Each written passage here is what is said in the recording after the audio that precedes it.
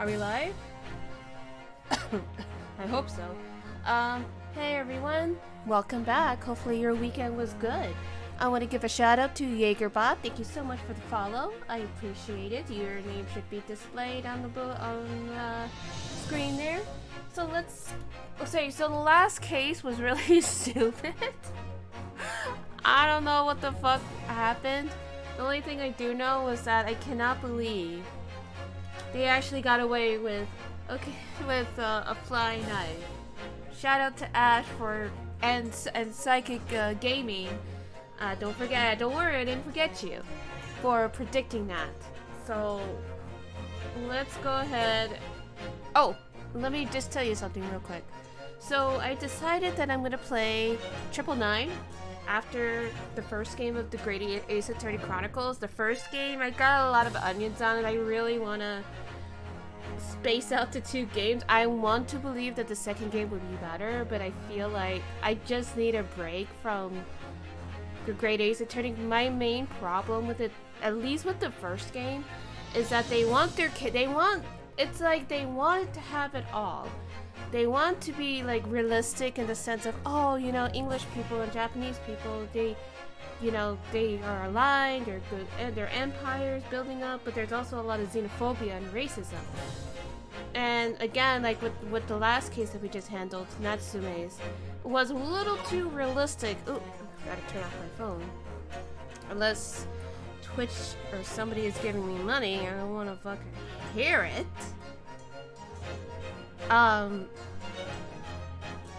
What does it say? Yeah, it's a little too realistic in the sense where it's like they want to basically talk about, like, yes, they were very xenophobic, and there's a lot of xenophobic rhetoric said by the English characters.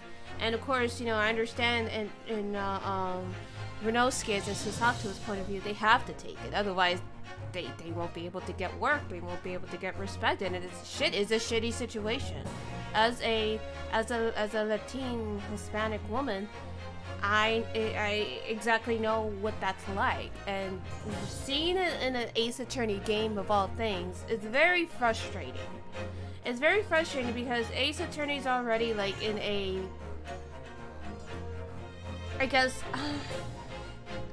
my problem is that the fact of the matter is that Ace Attorney, I guess, I don't want to say prides itself. Does it have any pride? I don't know. It's just more of, it's, I guess, selling itself. It's selling itself like a fantasy, like, yes, you are a defense lawyer, you have to do all these crazy puzzles to figure out who actually did it. But so far with the Great Ace Attorney, it's just more about like, oh, you know, Nipponese or whatever they say, and it takes me out. It takes me out of the silliness. Like, they're trying to be silly and serious about this at the same time. It's very clunky to me, and it's giving me bad vibes. I don't like it. I don't like how it's presented in the first game. Now I'm planning to come back to the second game after the 999 game, which will probably be a while anyway. It's fine. I got whatever, you know, who knows how long. I mean, I'm gonna keep streaming because it's fun. I like doing it. But I do want to come back to it after 999, and then after the second game, then we'll go into, hi Ash, and then we'll go into Virtual's Last Reward or Resort, whatever, the sequel. I don't know if I want to play the third game. I've heard things about it, but I am definitely playing the first 2 Zero Escape games on stream, so count on that. But yeah, right now that's where I'm at with the Great Ace Attorney. I don't want to, like, I fucked up really badly with Fates in a way that I should have taken a break before starting Unlimited Blade Works, and I didn't, and that's on me, and that's why things are sort of weird there. But as far as Great Ace Attorney, I'm definitely gonna take a break. So, enough talking, enough preamble. Let's go ahead and get this shit started. What stupid shit are we gonna see now? Oh, fuck.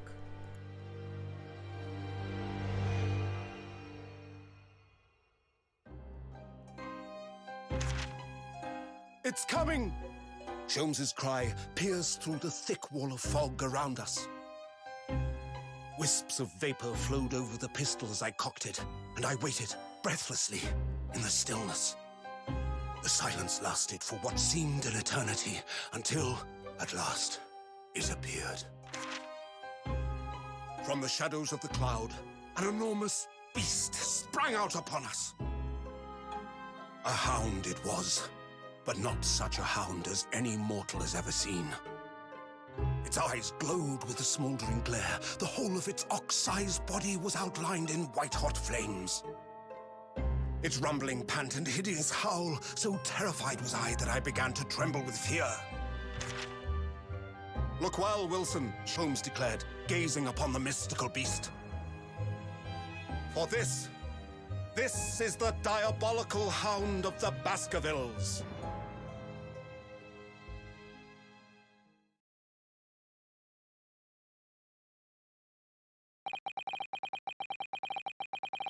Our first 2 months in London passed by in a flash. You don't know. You don't think anything will top the flying. I don't know. Like, again, like I said before, this series seems to want to have its cake and eat it too. And so far, we didn't have one singular Danganronpa breakdown. And we're on the last case. I don't know if we're going to get that. You know what I mean? So, we'll see. Who knows? Maybe this last case will actually surprise us. Maybe it'll go back to... See, I don't mind doing cases where it's like, oh, the victim is still alive. Okay, fine. Who actually did it? The flying knife. But I'm begging for something a little... Like, I guess my point of view is this. If they want to be silly, be silly. If they want to have a serious game and talk about the racism that a lot of people experience and the kind of bullshit that they experience and still experience today, then yes, but you gotta have a good balance. The style is really cool, but I don't know about some of the storytelling elements, but that's just me. Maybe I'm just being a fuddy-duddy. In that discerning courtroom experience we were first thrown into on the day we arrived in the country, and in Soseki's terrible ordeal that followed closely behind, we had emerged victorious. However, there then came an abrupt end to our opportunities to appear in court. Oh god, did we die? What? Which was hardly surprising, of course, since I was nothing more than an amateur, an unknown student of law from a faraway land. So life in our little office was very quiet. Oh, I guess they're saying that they slowed the fuck down. Yeah, I can imagine. And again, like, just for the fact that they're really highlighting how racist the English are towards them, it's very... Again, it's I don't like it. That is, until it was shattered one day by that fateful telegram. Damn, he stayed there that long? With nothing? From February to April? That's a long time. Sholmes is he's a real one for putting up with us.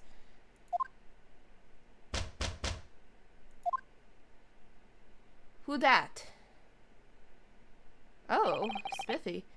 That morning, I was awoken by the unreserved knocking on the door by the telegram boy. But after he'd gone, Susato-san's behavior became very obviously strange. Susato-san? Yes! Is it time to leave for court already? Let me see. What case is it today? I don't think I'm scheduled to defend anyone in the moment, am I? Oh, no, of course not. How silly of me. But I think Iris says she would make us breakfast this morning. So shall we go down to Mr. Sholmes' suite? Yes! Iris makes the most delicious breakfast food. She does, doesn't she? And once our bellies are full, we can leave for court in fighting fit form. Let me see. What case is it today? Here we go again. I want to take a look around. Oh, look, is this where we put our Darwin? The Daruma doll I brought with me from home. Still only with one eye colored in. I said I'd color in the other eye once I won my first court case here in Britain, but you have won, haven't you? Twice, in fact. Because I feel as though I'm still lacking as a lawyer. I tell you what, why don't you color the other eye in once you think I'm a proper, fully fledged lawyer? If you insist. Cute. It's spring at last, and the weather is warmer now. But I love the smell of the fire and the steam rising from the kettle. Oh, would you like some tea, Naruto-san? Thank you, Sasato-san, but I'm alright for now. With the green tea Sasato-san makes me from time to time, and Iris's unique herbal infusions. This place is paradise for a true tea lover. Green tea is such a wonderful accompaniment to British tea cakes, don't you think? Wow, look everybody, that's how my writing area looks. There's a call out to me. We've only been here in London for about 2 months, but my desk is starting to look a little messy already. You could tidy up once in a while. You're right, I should. But I won't, because I'm lazy.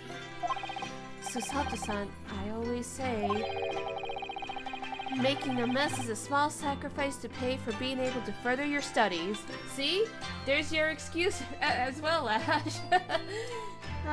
The life of us, I guess.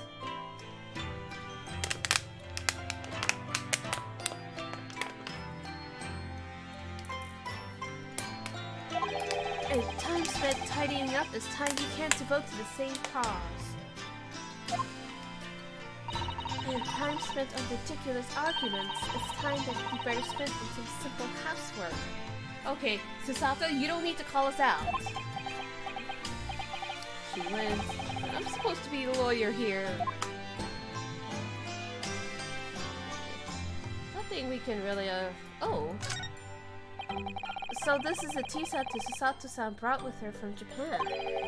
Let's hope she hasn't noticed me slipping sugar and milk into my cup when she makes it. It's just so bitter. Tea is a treat to be enjoyed, Naruto-san. You really don't have to force yourself to drink it, you know. I don't like to see you screw up your face out. Yeah, I actually do. Now that I have access to lactate milk, I've been really enjoying milk coffee. Like, I really like it. And the style is called Hong Kong tea, where it's tea, but you put milk and sugar in it, just like milk coffee, I guess. And yeah, I like it a lot. I really, really like milk tea, and I really, really like milk coffee. I can't really drink black coffee, just because it's too bitter for me. Sorry, I was just messing with my little heater. But yeah, it's a little too bitter for me. But God, the aroma is so good. I'm thinking about it right now. If I could have the aroma without drinking it, or just without having the bitterness of it, oof.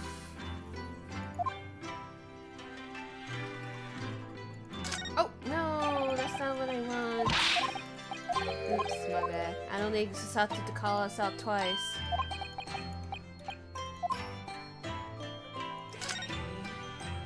Oh, what's this? Oh, this must be the telegram. Let's see. No! You mustn't look at that! Not under any circumstances! Alright, I won't. I'm sorry, Naruto-san, but you can be very mischievous at times. Am I right, ladies? Put the telegram away if you don't want people looking at it. I'll be honest, I'm actually more nosy. I'm really fucking nosy. There's drama, I want to know all about it, sweetie. Tell me the details, sweaty. I am here to listen. I'm not gonna dish it out. I don't dish gossip. I love learning about gossip. That's how I put it. I love learning about gossip. Maybe that's why I love true crime so much. I mean, obviously I don't compare that to gossip. Point is, I love listening to other people's stories. That's what I'm trying to say. We were rather lucky to find that old aquarium left behind here. The prawns we put in there are doing rather well, and the anemones too. It's a wonderful invention, isn't it? To see behind glass inside your room. Another example of Great Britain's greatness. Oh no, we got a Teaboo here. Having to clean it out and change the water isn't so great though, is it? I've never had a fishy, or an aquarium fishy, have you? Has chats? And if you did, what kind? I'm curious. I see what I mean, I'm nosy. Do you know? I've never seen inside your room there, Susato-san. I've never even peeped inside, and keep it that way, you freak! I should think so too. A young man's private chamber is a place of bittersweet secrets, you know. Oh, you've had betta fish before? Oh, that's neat. I actually hear that those kind of fishies are very territorial. So, how territorial were your fish? Was your fish? Oh, whatever you say, young maiden. Don't be sassy.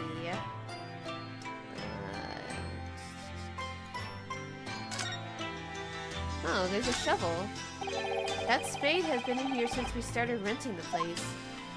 Oh, but that's not a spade, Naruhodo-san. It's a shovel. No, shovels are for digging. That's for scooping up loose material. It's a spade. Oh no, is this the like the past equivalent of the stepladder versus ladder argument? No, spades are for digging. That's for scooping up loose material. It's a shovel. You only had the one because you didn't know what the lads. You didn't want the lads to fight, but they did have a tendency to just stare at you. Maybe they were trying to assess you. Maybe they were trying to. Maybe they were T-posing while you weren't looking to assert their dominance. I don't want to dig a hole for myself, so let's leave it. Alright. Well. Oh, I've investigated thoroughly, but I can't find anything out of place. Let's see. Stairs? Nope. I guess that's all we can look at. Alright, Susato-san, what's up with you? They all loved the little Marimo you kept in the fish tank. Aw, that sounds like baby. So, what was it about? The telegram that was delivered this morning, I mean. Oh, a telegram? I don't know what you're talking about.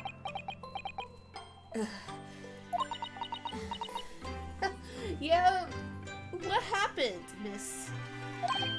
Sorry, but you're not going to get away with that. Well, I didn't think I would. Actually, don't give it a moment's thought. It's nothing interesting. Boring, in fact. It was just a boring old telegram. That's three times now she's tried and failed to convince me it was nothing. I swear, I burped, or at least like once. Y'all be doing one of those things.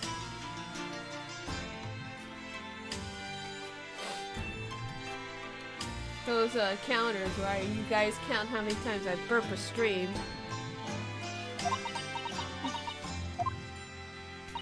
I promise that I'll tell you about it at some point. Alright, I understand. Alright, whatever. Whatever, Susato-san. I suppose Soseki-san will have arrived back in Japan by now, won't he? Yes, I should think so. He left immediately after that terrible ordeal. He's not dead? No, he ran away. He ran away because he was so afraid of the leggy. He was afraid of the Reaper coming after him. So he's like, fuck this shit, I'm going home. Which would mean he should have completed the voyage already, or be just a few days away. A fortnight ago, we had that very long telegram from him. Do you remember? Complaining of seasickness. But by and large, it seems the voyage has been going well. So he did not get McGilded. Hooray. No, I mean it when I say hooray, because I don't want to, I don't like that either. Yet. I don't like that yet, Ash. Is something wrong, Naruhodo? I was just wondering, what might have become of Soseki-san? Soseki-san had he stayed in London, that's all. You mean, as regards Lord Van Seeks? The Reaper? Yes, I can't help wondering if seasickness would have paled it into insignificance in that case.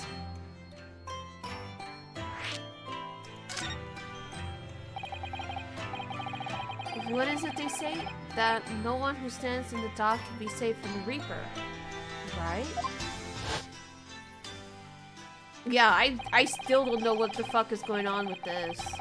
Like, the way that nightmarish trial ended on the very day we arrived in London.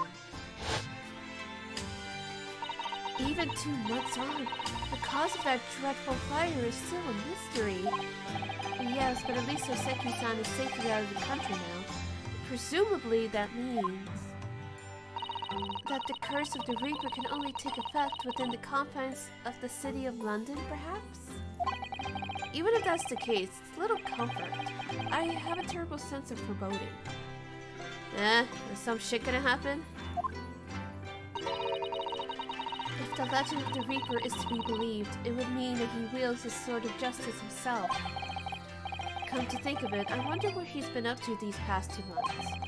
Surely, not wielding that sword against more acquitted defendants. No, I don't think so. Apparently, Lord Van Seeks hasn't appeared in court once since our last encounter. No leggy? Oh? Yes, since Soseki-san's trial. He's withdrawn from judicial service again, it seems. Really? Huh. Thoughts on that, Ash? Or is he hunting Soseki-san down? No, don't do that! I can fix him! Just like before. When he wasn't seen in court at all for several years. He's bounty hunting. He's the original Cowboy Bebop. So, it's just been me who's had to face him in this recent spate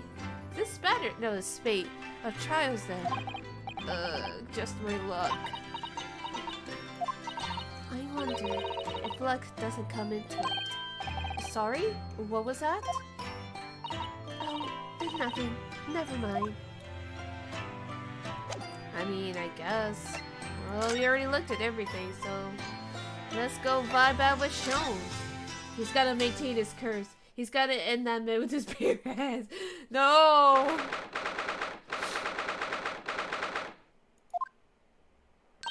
Morning, Reno! Morning, Susie! I'm still trying to balance out like a young girl with that accent, and obviously it's a challenge. It's quite the challenge. Good morning, Iris. Iris? What is it, Reno? What is that terrible noise? It sounds like a cat being strangled. Probably who else? Sholmes. It's only Sholmes. Oh, yes, you noticed that, didn't you? There he is. Hurley isn't in the best form this morning, it seems. You couldn't tell if it was the OST or the sound effect. No! Hello. Hello. Hello, Mr. Sholmes? Good morning. Don't be stiff in that crack now, sir. A good morning to die, perhaps. Why are you so dramatic? What is going on? Has something happened, Mr. Sholmes? You look miserable, and the way you were playing the violin before. My analytical mind is dead.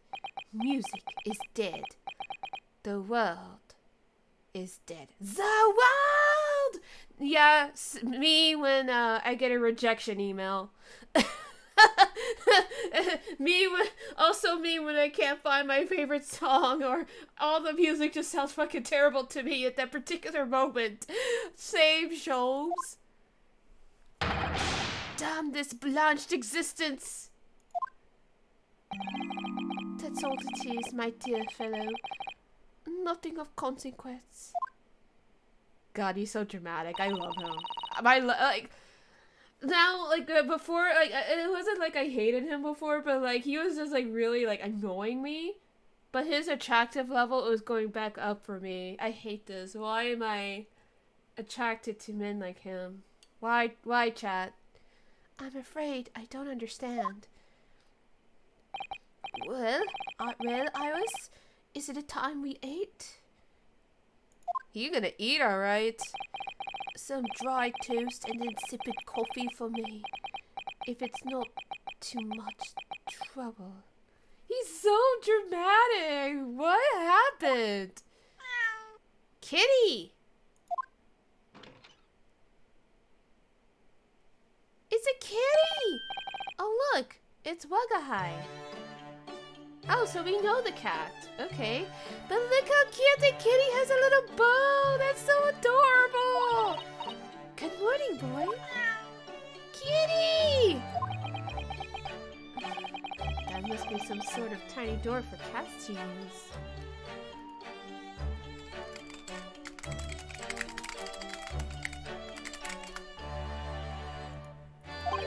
But how did it get there? Well then, everyone, time for breakfast.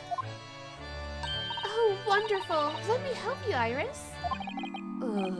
It would indeed be a fine day to die. Why is he so dramatic? I knew something looked different. Something's missing from Mr. Sholmes' desk.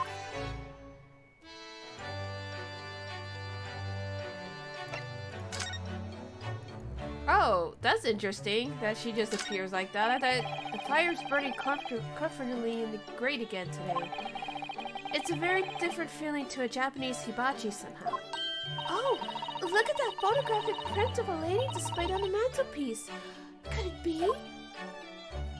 Yes, it must be. It's the woman. Oh, how exciting. Is that supposed to mean something to me? Woman? Better be me, Sholmes. No, I'm kidding. This man is so dramatic. I love him. He's so stupid. Look at Mr. Sholmes' desk. It's completely clear. Isn't that enormous machine usually on it? You can never hope to understand what goes on in the great detective's mind, Mr. Naruto. Why, next time we're invited, we may find he's vacated the entire suite. That's scarily plausible, actually.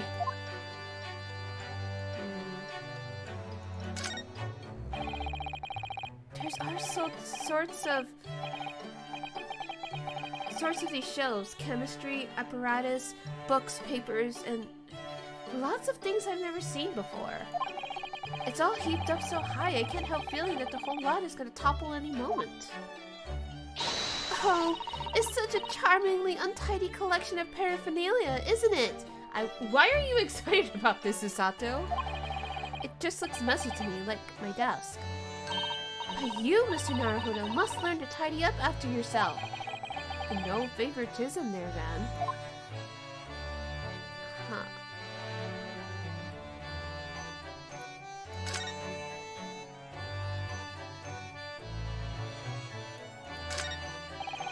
These are all mementos from Mr. Sholmes' past cases, I think.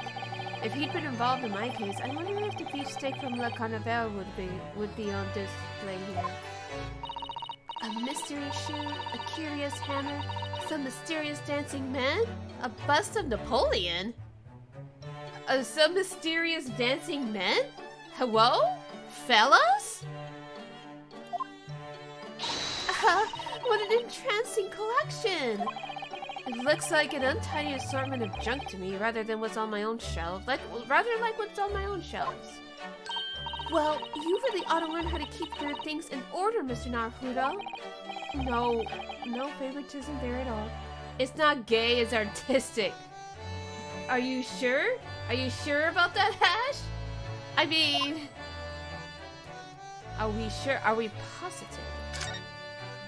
It looks like the huge metal chest is being used as a table for tea and coffee. It seems very sturdy with an equally sturdy lock. Mr. Naruhodo, you mustn't go around opening things. I always have to keep an eye on you, don't I? You're very mischievous. How did you come to that conclusion?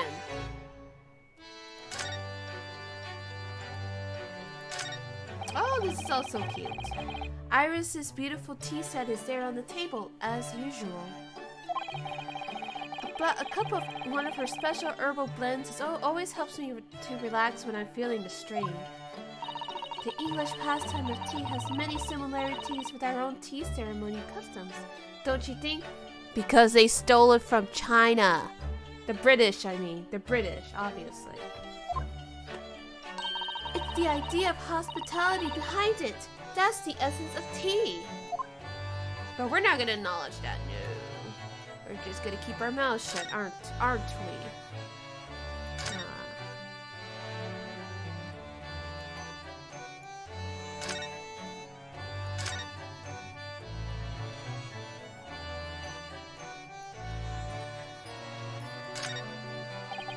Come to think of it, I haven't seen Iris do much writing recently. She is a night reader, Renosuke. Don't judge. Because I totally am. Although, lately, working in coffee shops really does help my mind. I guess maybe it's because I have less reasons to be distracted. But there's paper already set up in the typewriter. Look, as if she's about to start. Then leave her Google Docs alone! That reminds me, when I mentioned that Iris was in the process of writing a full-fledged novel, Mr. Natsume was most impressed. She's doing NaNoWriMo, leave her alone. I'm only laughing to stop myself from crying. I have 36,000 words left, y'all. Yes, Mr. Natsume. Is he doing NaNoWriMo too? That's what I'll be doing too, once I'm back in Japan, he said, through tightly clenched fists and teeth. Well, NaNoWriMo went from national novel writing month into international, so it makes sense. That's a charming little white shelf. It's full of charming little bottles too. But the contents of them aren't quite so charming, it seems. Science is the future, Mr. Naruhodo. You can't deny it. I'm saving my money so I can buy some chemistry apparatus as well. Law, chemistry, takedown throws. What diverse skills you boast, Miss Susato. As useful as they are, I'm not sure that my throwing skills are worthy of inclusion in that list. No. A woman, especially a young girl like her, being able to defend herself, that's something she should be proud of. And you too, you guys too, if you can do all that. I guess that's, oh shit. Yeah, I know, you can't find nothing.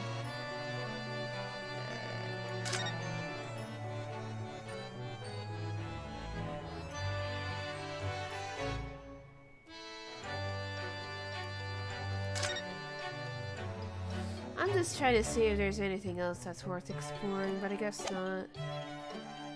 Alright, what's wrong? What's wrong, babe? You seem to be very unhappy this morning, Mr. Sholmes. What happened? What's happened? It used to be the case. That in my hands. This violin sung like dawn chorus. Its melissonant tones would make flowers bloom. It would?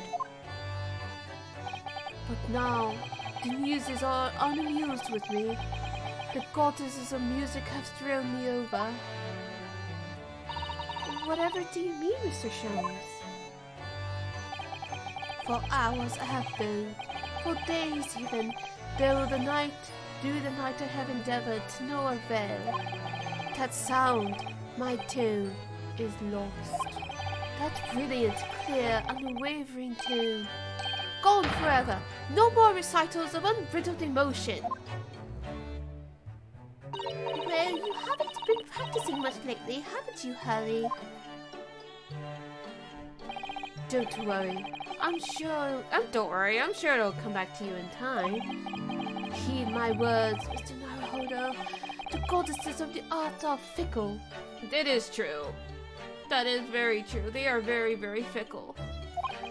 One day they bestow genius on a man, the next they unmercifully withdraw it. Oh, dear. Why is this happening to me? If they take the turn I have for the violin from me, what is left for pity's sake? What is left?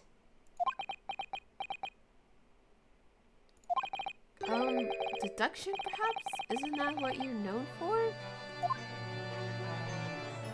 So... Mr. Sholmes, I don't like to pry, but... Your desk looks rather empty today. Well done, Miss Sato. Your observational skills do you credit. Oh, no, Mr. Sholmes. They pale into significance when compared to yours. You struggle not to notice, wouldn't you?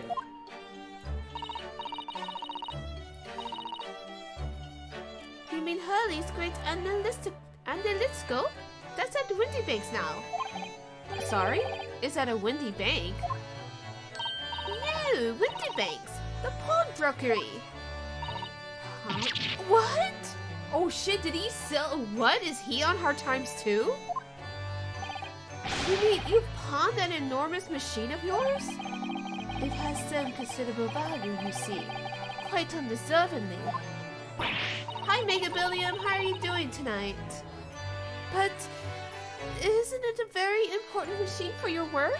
I do wish you had consulted us if your situation had become so desperate.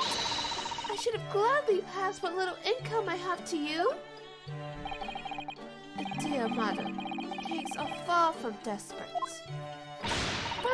But the pawnbroker has your wonderful machine. How can it be anything but desperate? Making use of a pawnbroker is quite ordinary here in London, I assure you. It is? It doesn't sound ordinary at all. It would seem that neither of you fully understand how pawnbroking works. To be honest with you, I don't understand it either. How you doing tonight, Megabillion? Are you nice and cozy? Is it cold where you are, or are you just vibing? I mean, you should be vibing either way. You should be nice and warm and snuggled. Oh, what's to understand exactly? Okay, explain to us, King. How does it work? What do you mean when you said we fully didn't understand how pawnbroking works? To the people of London, pawnbrokers are akin to banks. Banks? On Mondays, merchants relinquish their finest jackets and trappings to their pawnbroker of choice. With the money they received in return, they are able to trade happily throughout the week. And then on Saturdays, they go to recover their things using the money they got. It doesn't make sense to me, to be honest with you, even though, like, I've been to pawn shops, but that, I don't know, man. I had no idea. This has been a fascinating lesson for us. Everyone does it, you see, especially people in London. And should they have money to spare, they would purchase another fine jacket. Not to wear, obviously, but to pawn, should the need arise. Oh, how ingenious! That's not a good idea. You'll be more in debt that way, right? Right? So, whenever we have something that's getting in the way, we leave it at Windy Banks, you see. A pawnbrokery could be thought of as an extremely secure vault. Who would have thought that even pawnbrokers are different here in Great Britain? Of course, you'd have to watch Hurley with it. Sometimes he pulls things he really shouldn't. Don't you, Hurley? I'm guessing that's why he's so sad? What does it matter? The world is dead to me now. I guess? No. We're gonna talk about the kitty. Mr. Natsume's cat seemed to have settled in his new home now. Oh yes, and I've become very attached to little Waggy. It would appear his previous owner is completely forgotten to him. Cats are odd-feeling creatures. Their mews as empty as the hearts of the muses. Kitty! If Mr. Natsume had no intention of taking Waggy back to Japan, I wonder why he kept him in the first place. I expect he would have taken him if he could. But pets are strictly forbidden aboard steamships, in our experience. And for good reason. Terrible things can happen if the rules of passage are not obeyed. Well, I don't mind, because Waggy is adorable. Kitty! Right? Right, Ash? Yes, he really is. Oh, yes. What about the door? I don't remember seeing that tiny thing on the main door before. Where did that come from? Oh, you notice? You all observant, Runo. Look, I use this. It's my latest invention. What is that? I call it the cat flapple mat. Gosh, a machine for making doors just for cats? That's right, it can make a cat flap for a fun little friend like a Waggy in seconds. And it can do it on any door at all, no matter what it's made out of. It's very powerful, you see. Wouldn't it have been quicker to just make the cat flap rather than making a machine to make the cat flap? Well, yes, maybe. But now I can make cat flaps anywhere I like. Oh, I think it's wonderful. You must make one for us the door to our office upstairs, Iris. She really knows how to come up with unconventional inventions, this girl.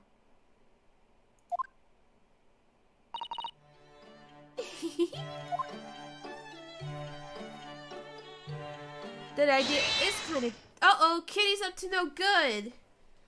I mean, it's not that bad of an idea. I think it's a cute idea. Like, just imagine, just be able to make cat flaps anywhere. To your room, to the front door, the back door. Kitty can come in and out without having to open the door. Meow! Oh, what was that? Wagahai? In typical cat fashion. Oh no. What was that? Oh no! Wagahai's tangled up in your violin! I think he thinks it's a toy. No! What's he doing to it? Oh dear, Mr. Sholmes' precious violin. Why should I care? Silly cat, yes. Very silly kitty, too bad we can't even see it. What? I shouldn't be surprised. If the cat is a more accomplished musician than I now.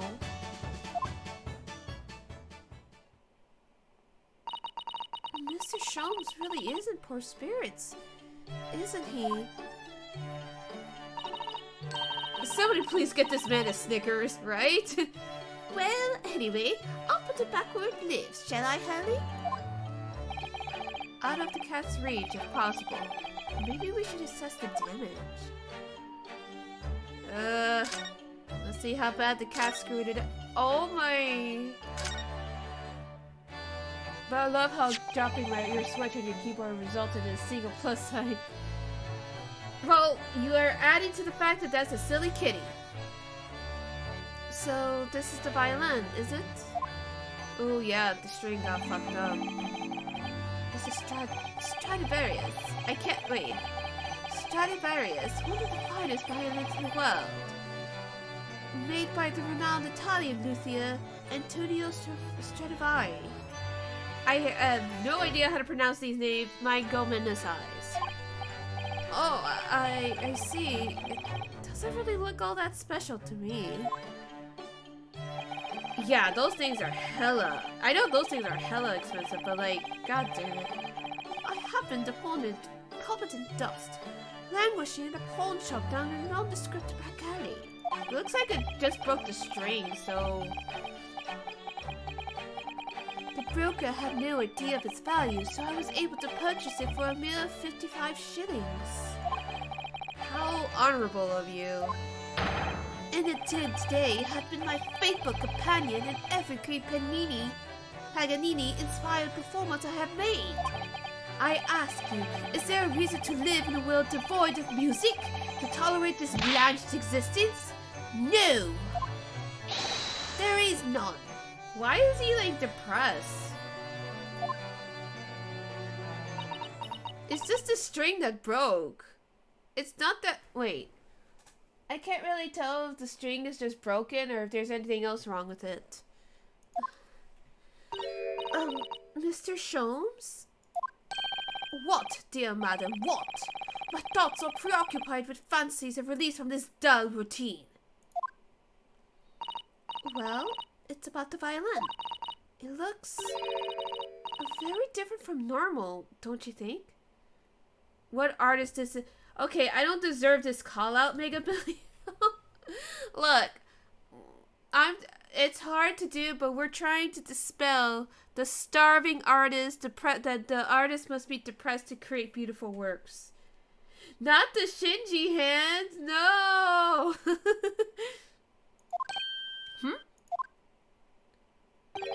What do you mean, Miss Sasato?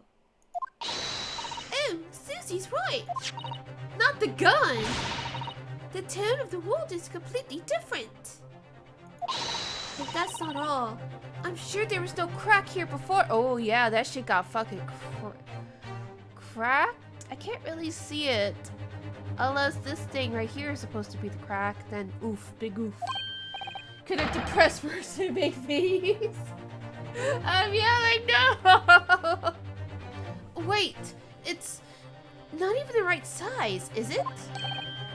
What's this? Wait, did someone steal his violin? I'm terribly sorry to have to tell you this, Mr. Sholmes, but that instrument isn't a violin at all. Then what? Yes, it's fueled by depression. No! I believe it's an entirely different instrument called a viola. Wait, a viola is smaller than a violin, right? It's like it's obviously not a ukulele, not ukulele size, but it's smaller than a violin, right? Is that the difference? I don't know, string instruments. I was about to go to band class, but we had to buy our own instruments, and there's just no way that was gonna happen. So I don't know instruments. I just did choir. I think so. What? Oh, kids use violas. Okay, and then knocked him down. Oh, Mr. Sholmes, are you right? You're right. You are quite right. This isn't my faithful Stradivarius. So what, pray, is this piece of stringed flotsam? Also, the viola is actually bigger. Okay, you're an orchestra. Dang, Ash. You're so multi-talented. You work so hard. Meanwhile, I'm just a choir girl who can write. Not your faithful performing partner, then? Ah, I see what must have happened. You do, Iris? This is just a simple mix-up. It sounds like Iris might be able to tell us exactly what's happened if we ask her.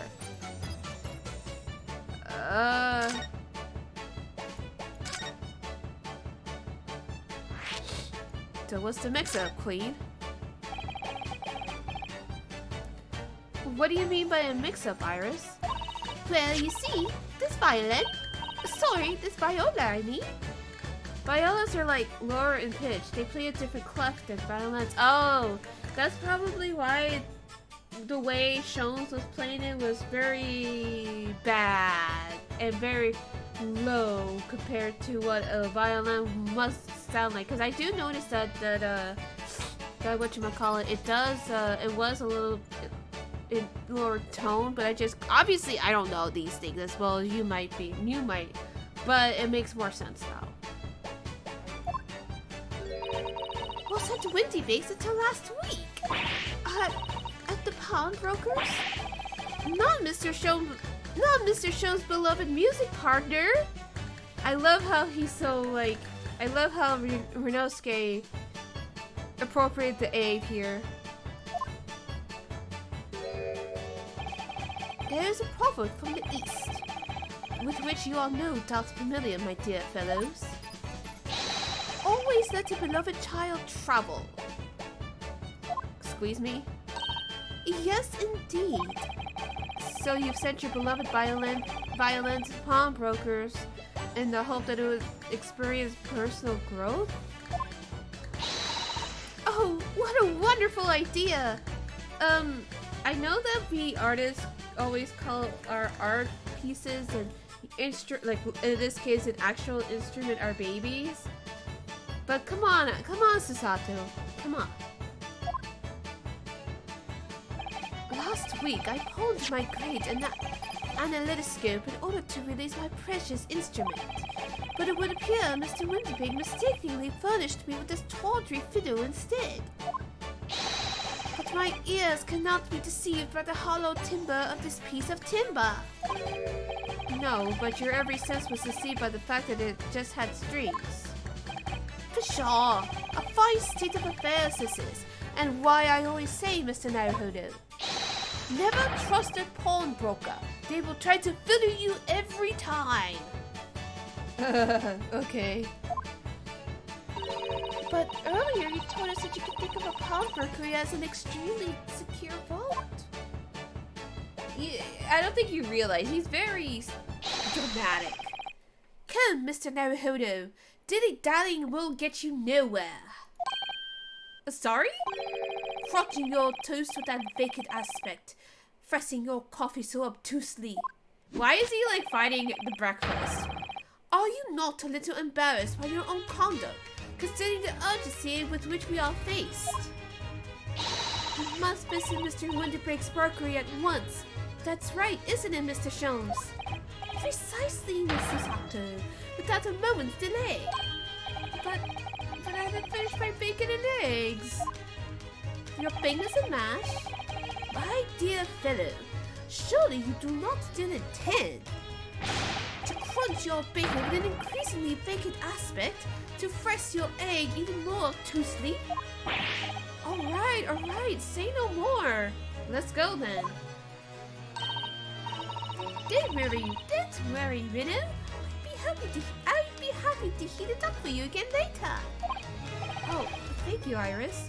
Well, at least it's not going completely to waste. As it happens, I am rather curious to see what British pawnbrokers look like. Alright. Okay. God, he's so fucking dramatic. I love him. He's so stupid. Oh. I want to see what Baker Street looks like. Oh.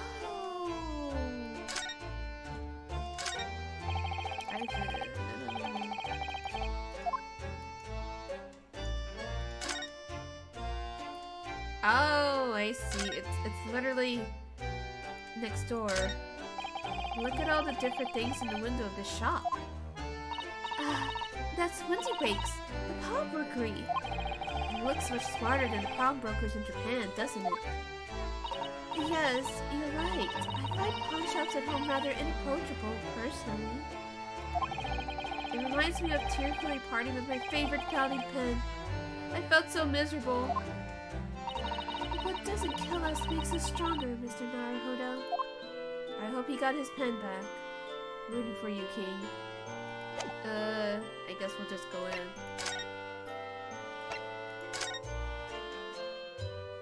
Are we gonna get an anime cutscene? Or... because we haven't had one yet. Huh.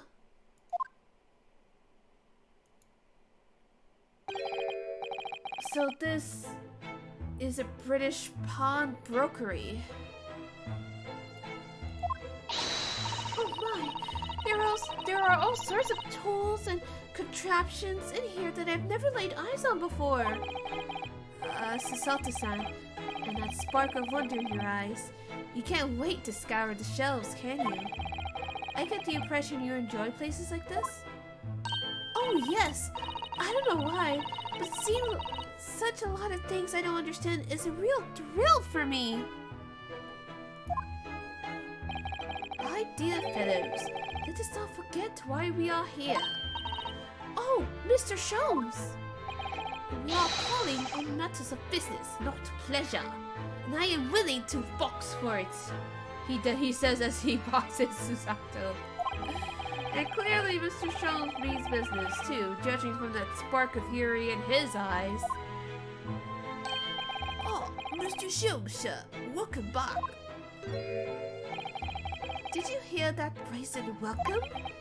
Well, yes, we are potential customers after all. We are disgruntled customers, Mr. Naruhodo. It is time to inform Mr. Woodypecker of our ire.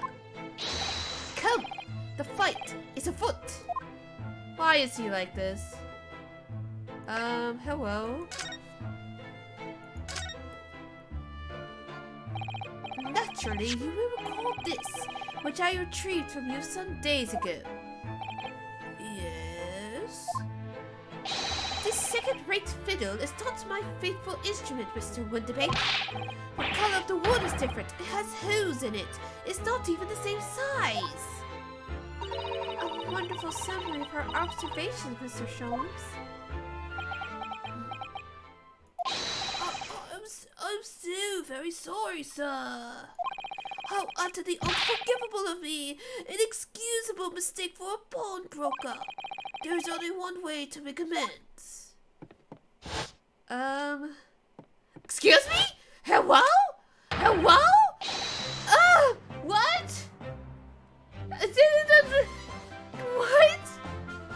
I shall have to take my own life. What? Sir, it is not that big of a deal. I don't think that would be necessary, do you? Me when I submit a paper late. No. Me when I miss a deadline. Ugh.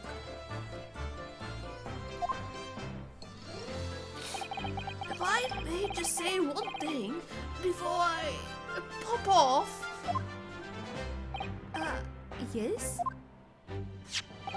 It was you, sir, Mr. Sholmes, who took it upon himself to remove the item the other day. I believe... sorry? As I recall, I entered the storeroom to fetch your violin. When I heard, here it is. You did? And when I turned to controvert you, you had taken the viola and left, sir. So it was Sholmes who just left without thinking like the imbecile that he is. However, there can be no doubt that the blame lies firmly on my own door for not allowing you to leave. So I shall not grumble or grouse any longer. Make this guilt die with me. No! Stop, my dear fellow. The fault is mine.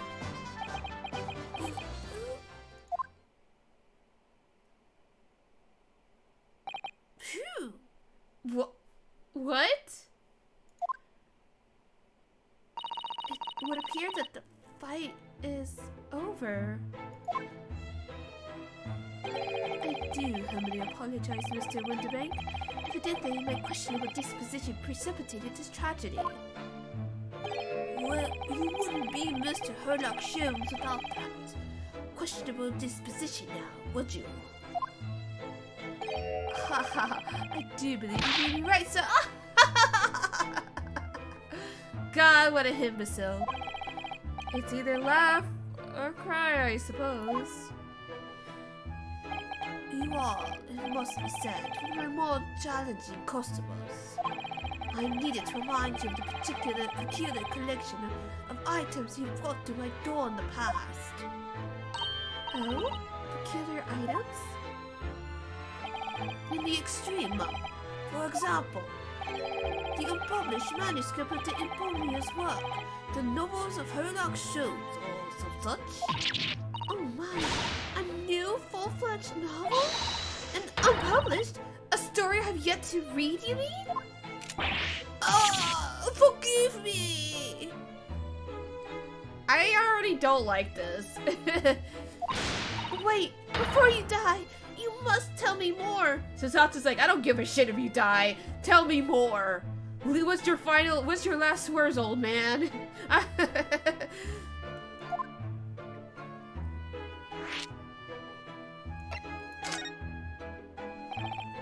I wonder, could I ask you something? A gentleman from the east, I see. Yes, that saber suit. I suppose I could offer you 6 pence for it. Without wishing to offend, tone is somewhat dull. Sorry? Ha! But for your splendid attire, Mum, 5 guineas, no less. Is he really trying to take the clothes off of our backs? Sir, first of all, she's a minor. Second of all, give me that gun so I can finish you my damn self. Where's that meme where the guy's like, there's like, call an ambulance, but not for me! Because that's how I feel about this man right now. The colors are exquisite, the design exotic, Eastern artistry at its finest, may I say. Oh my, 5 guineas, you say? Girl, don't do it. Don't do it. How interesting. Why do I feel as though I've suffered some sort of defeat here? I'm okay, call an ambulance, but it's not gonna be for me. It's gonna be for this old man. Actually, I was hoping to ask you about your business. I've heard it said that pawnbrokers are used rather like banks here in London. Yes, sir, indeed. Many of my customers utilize the establishment as you described. I appraise their items and offer them a proportionate loan and 2 months of secure storage. If in that time they repay the original sum to me plus the agreed interest, their items are happily returned. But what happens if they don't pay you the money? Then the items are offered for sale in my shop. As you can see, the shelves behind me. Is that the thinking, man? So you never sell items before the 2 months has passed then? That's right, Mum. That's right. Which means some considerable responsibility rests on my shoulders. Should a customer's precious belongings be lost, the only recompense is for me to end it all. The very idea, Mr. Winterbank, is an absurdity. One should never talk of one's demise so casually. You're right, and you should say it. Says the man who was telling us all it was a good day to die only this morning. Fair enough. And let us not forget, I have already helped you take measures to ensure that such a tragedy never occurs. Oh, what sort of measures? I engineered a simple device which Mr. Winterbank has installed here in his shop. I call it the red-handed recorder. Is that so, Mr. Winterbank? What was that deep sigh about? Well, what's the unpublished story? I must know more! Tell me everything! Wow, Sato-san is really fired up now. Is there really an unpublished story? Under this very roof? Well, one day the gentleman here bought an old metal chest, you see. I should like to entrust it to your care for a while, Mr. Windbank. For a chest like that, 1 shilling, sir. Not a farthing more. It houses something of very great value indeed. The latest manuscript, recounting the adventures of one Mr. Sholmes. I beg your pardon? A manuscript? You wish to deposit a manuscript?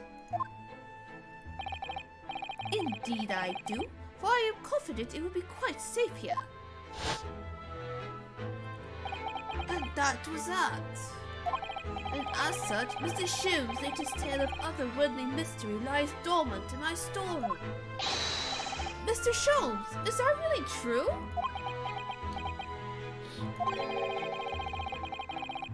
Do I sense that someone doesn't want to talk about this?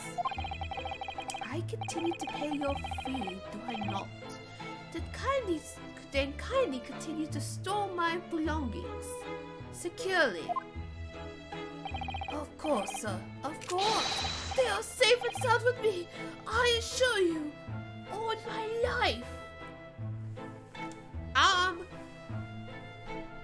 Dude, it's not that big of a deal. You're just a pawnbroker. It's all very strange.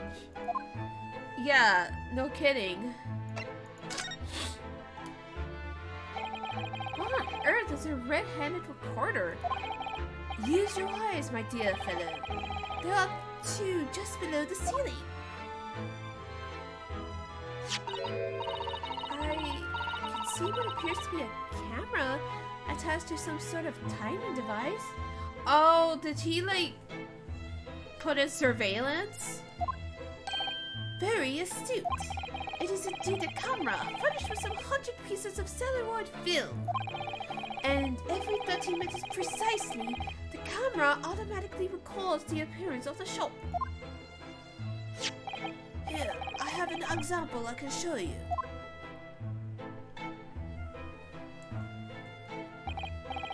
Ah yes, print from the camera, set to record the activity at the shop counter. Oh look, there's a dog there. It's very photorealistic too. Like, hello? I developed a special type of film so sensitive it produces a crystal clear image even in darkness. Really? That's extraordinary. Yes, you can clearly see the counter and the door behind it. Look. Yeah.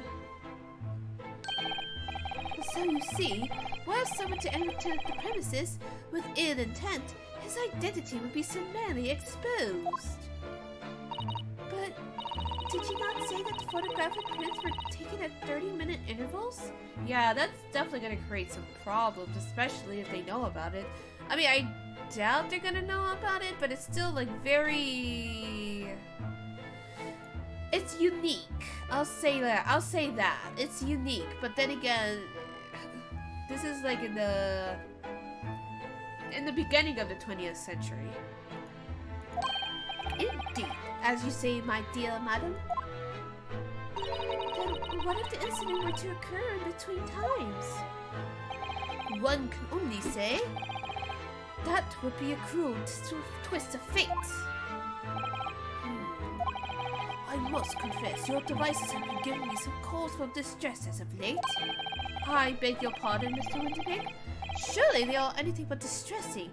Reassuring is the word. It's the cost of the film, sir. You most graciously placed not 1, but 2 cameras in my shop, after all. Which means I must pay for 9 to 100 utterly useless prints every single day. I'm afraid the cost of the film will break me before I'm very much older.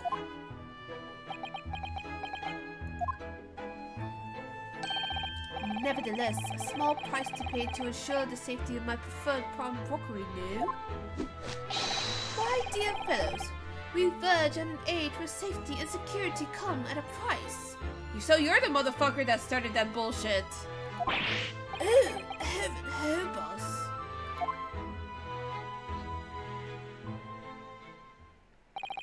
Now then, Mr. Sholmes, allow me to return your precious violin. Ah, the very thing. Thank you, Mr. Winterbank. Perhaps this might mark the end of peculiar items you tried to pull, Because if anything were to happen to one of them, this would be the only answer! I want to say that we're back to Ace Attorney tradition. So I'll say that we are. And move on from there because I don't know what else to say to that. I really think you ought to stop waving that gun around. Someone could get hurt. Will not. Sorry? I've only loaded a single bullet. So no one but myself could possibly be harmed. That's not really what I meant. I don't like this. Good day to you then, Mr. Winbank. It's been a pleasure as always, Mr. Sholmes. So, Mr. Naruhodo, now we can explore at last. Huh.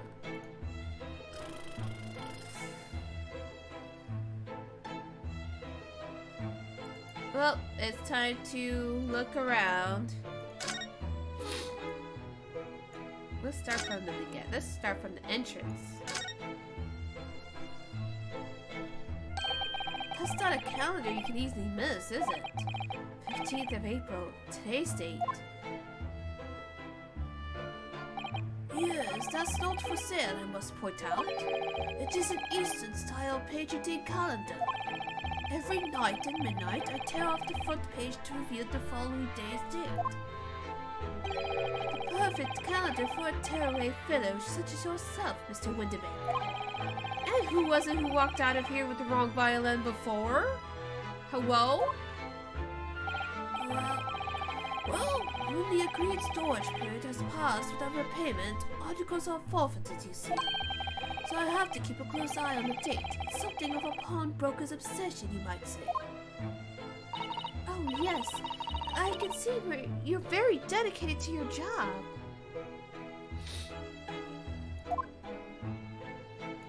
Huh. Interesting. 3 globes of gold. Is that some sort of charm? Dear me, have you not seen that sign before? No, never. The 3 golden balls are, in Great Britain at least, the universal sign of a pawnbrokery.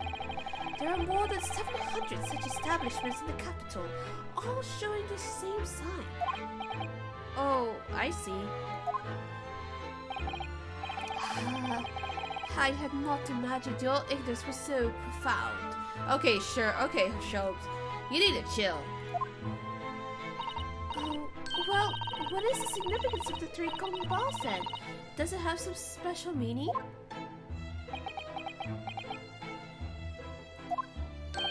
That is entirely unimportant here, dear madam. Irrelevant even. You mean you don't know? Yeah, cute dolls. Is that Pinocchio? That looks like Pinocchio. Look at this!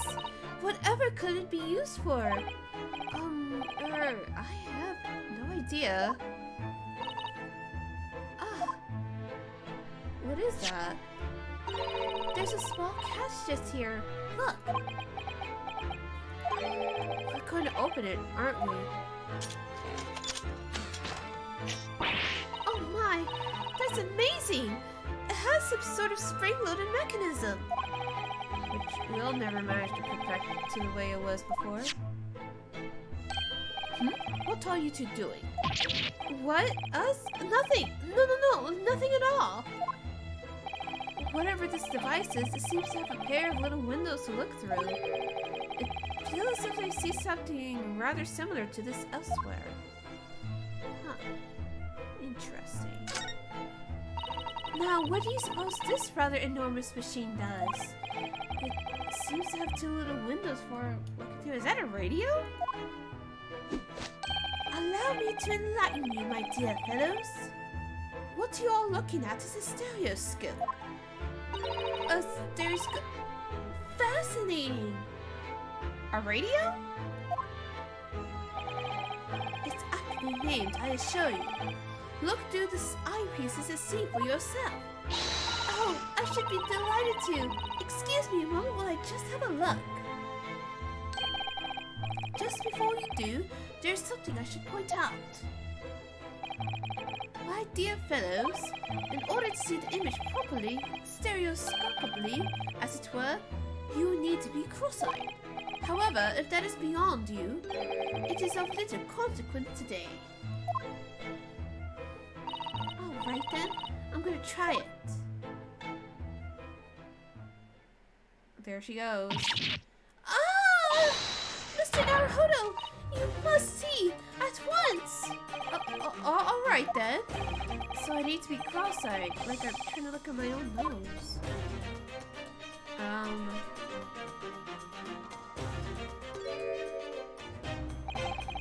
What the? I don't believe it. It's just a photographic print, but it seems like you can reach out and touch it. Yes, the sense of death is startling, is it not? Stereoscopes are one of London's many fads. They are often found at little stalls in the park. People queue for hours to see them. Why? Why are people meddling with such black magic? It's called an optical illusion, miss. It is no magic, my dear madam. It is, well, far too complicated to explain at present. We shall save this lesson for another day. Oh.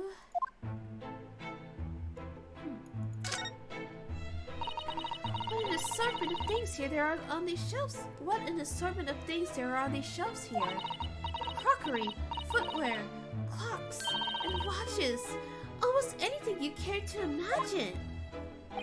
Those are forfeited items offered for sale by the pawnbroker. What does that really mean, though?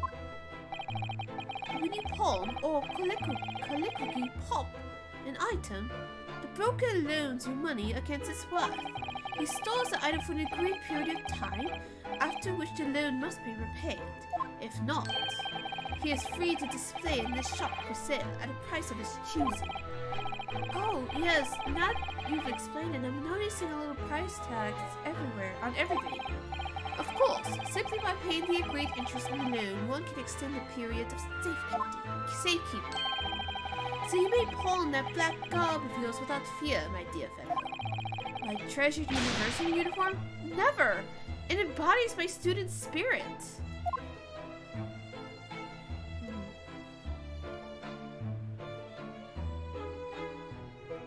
Look at those little plants, like a little cactus. Some clothes hanging out there.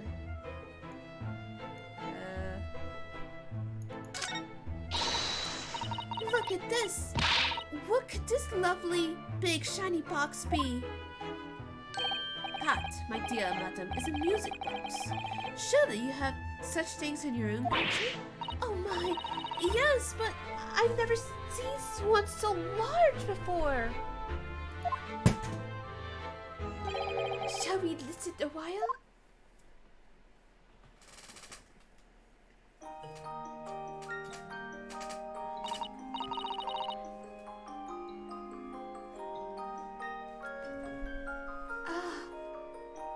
What a sublime sound! It's like the music of angels. I've never heard anything like it before in my life. This particular specimen is of the larger variety, commonly found in public houses and restaurants. There is a mental disc inside of which the notes can be played. There is a mental disc inside on which the notes to be played are recorded. Simply by replacing the disc with another, any music you care to imagine can be played. Huh. My goodness! What a simply delightful machine! Indeed. Though their popularity has waned recently with the development of the gramophone, of course. Science and technology advance at such an overwhelming pace. Now they talk about the scaring a Victorian child. Can you imagine scaring someone like, I guess someone who's never like even dealt with some of these, like not even electricity before Victorian times? The Renaissance child. F in the chat. Introduce the internet to the Renaissance child. Chat, how do you think they'll react?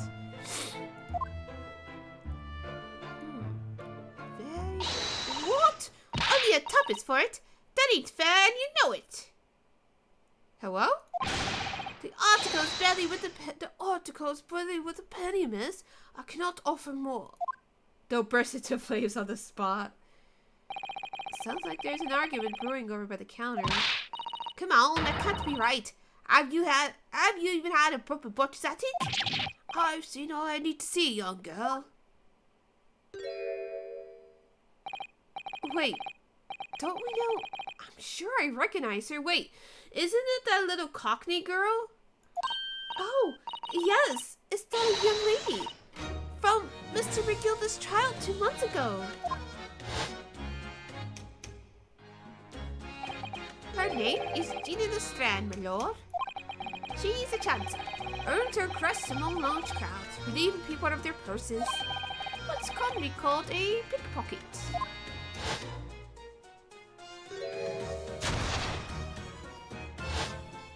This girl. Hey, Gina? What's up?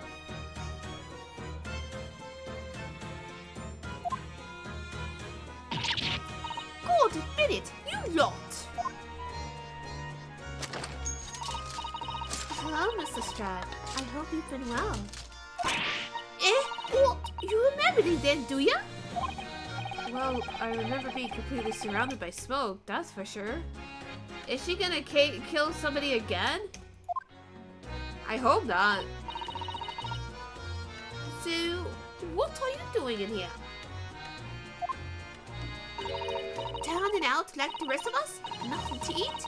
Come to pop that black weasel? Sorry, coat, have you? What is it about this black uniform that makes everyone comment on it? Ah, good day. Unless I'm much mistaken. You would be the young pickpocket who stole our experimental smoke grenade launcher. Ah, Mr. Sholmes! So, you have something of value to pawn, do you? Allow me to see the article and I shall negotiate with Mr. Winterbeck on your behalf. Oh, the other one. I only know L from some stuck on D. Get out of my business. Go on, or I'll make trouble for you. As you wish, Mr. Strad.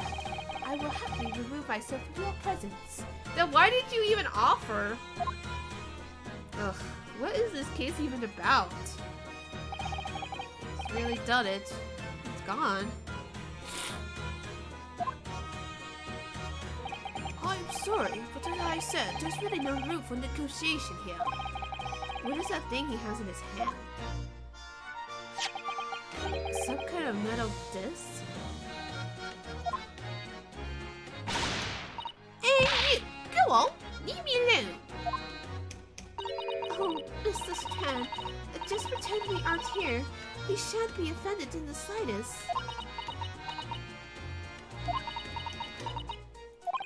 So Sata-san can really stand her ground when she wants to. Whatever.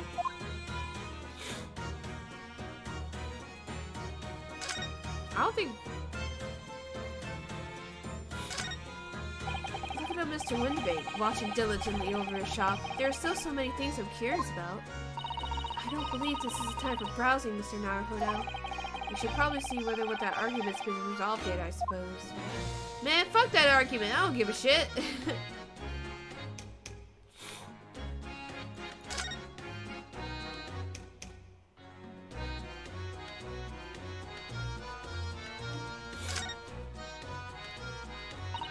Mr. Winterbeck? What exactly is this metal disc that Mr. Strand has brought in? It seems to have hundreds of tiny little bumps on its surface. Oh, This is a music disc, you see, for use inside of a music box. In a music box? What? You don't even know what a music box is? You Eastern lot ain't too savvy, eh? I know what a music box is. I just never seen one of these discs before. The small protrusions on the metal disc encode the tune to be played by the music box. You simply insert the disc and set the machine going, and beautiful music plays. It's so incredible. Tell us, what tune is on this disc? Well, I'm afraid I couldn't tell you that. There are so many different types of music boxes, you see. British made, German, Swiss. I have no way of knowing which particular machine this disc was made for. I see. That's it in a nutshell. I wouldn't have any customers for an item like this, even if the young lady from forfeited it. Really, I'm already offering more than I should have. Really.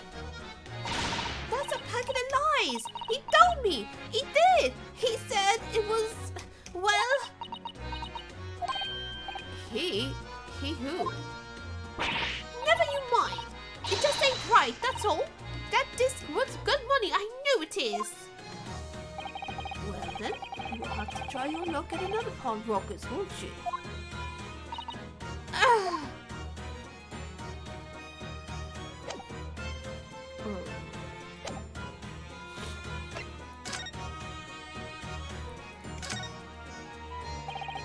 Somehow, I didn't really think you were the sort of person who would use a pawnbroker, Miss Lestrade. Yeah, well I am, alright? I'm a Londoner, just like everyone else. That's a problem, is it? No, not at all. It's just that, well... Oh, I get it. I know what you're thinking. That thing probably don't even belong to her. Probably got off the dive, didn't she? Yeah, I can see it. It's written all over your Chevy Chase. Well, I might have been thinking about something along those lines. You're not going to deny it, Mr. Naruto? Alright then, I'm just gonna come out and ask you straight. Do you pawn things that you steal from other people? Well, I don't know how to best answer that, really.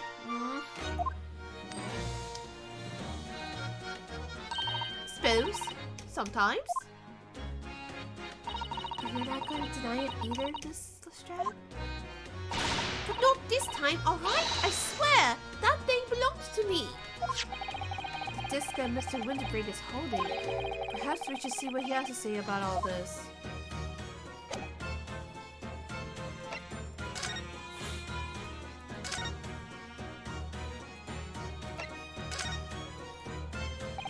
She's been in before, of course. This little Tatumelian. How do you say what? Is what? Did he just what?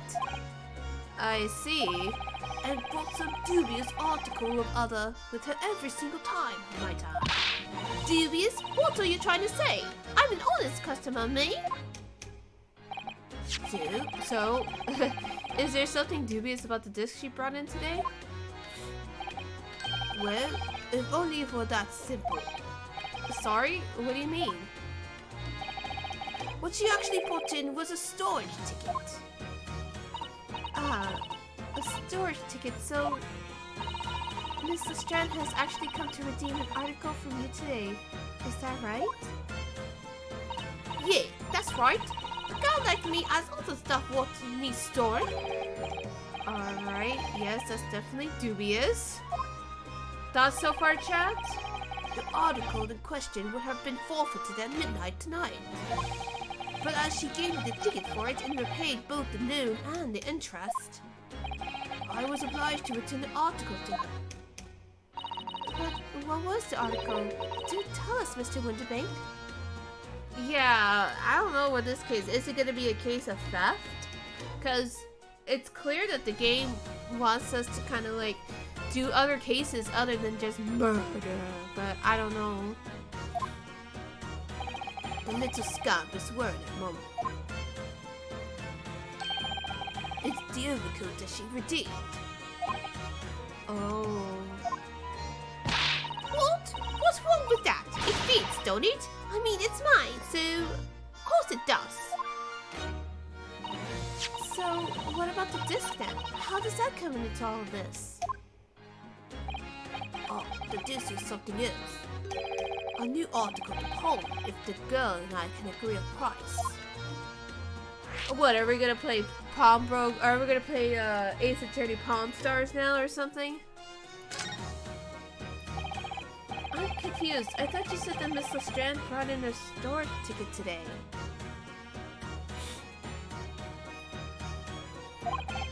It's really quite simple. Yes, the child brought me a storage ticket and the money owed to it, as you said. For this heavy black coat, which you returned to her care, as I'd understood it. That's right, yes, and rather unsurprisingly, as soon as the little ragamuffin put the thing on, she went rifling into the pockets. Oh, you mean... What? Don't you know it's rude to stare at a lady? Actually, I'm wondering, how old is Gina again? I kind of forgot. It's been quite a bit. Okay, she's 17 years old. She and Iris became firm friends. When did that happen? I mean, I guess. Ah, I see. So it came from the pocket of the overcoat, didn't it? If you mean this disc, then yes, exactly, Mom. And she immediately tried to pawn it. For quite a high price as well. This is all rather suspicious, I think. Give it up. I'm just trying to pawn something like anyone else would. Miss Lestrade, may I ask who deposited the overcoat here in the first place? Well, me? It doesn't really appear to be your size. Me old man! It's me old man's, ain't it? Is it, Miss Lestrade? Yes, this is definitely all rather suspicious. I mean, there's not much we can do. I mean, she's not gonna talk to us. Out of my way, please. Oh, hello. Hello. Damn, son. But do they always have to make them blonde? Hello? Who is this picture postcard Englishman? We gotta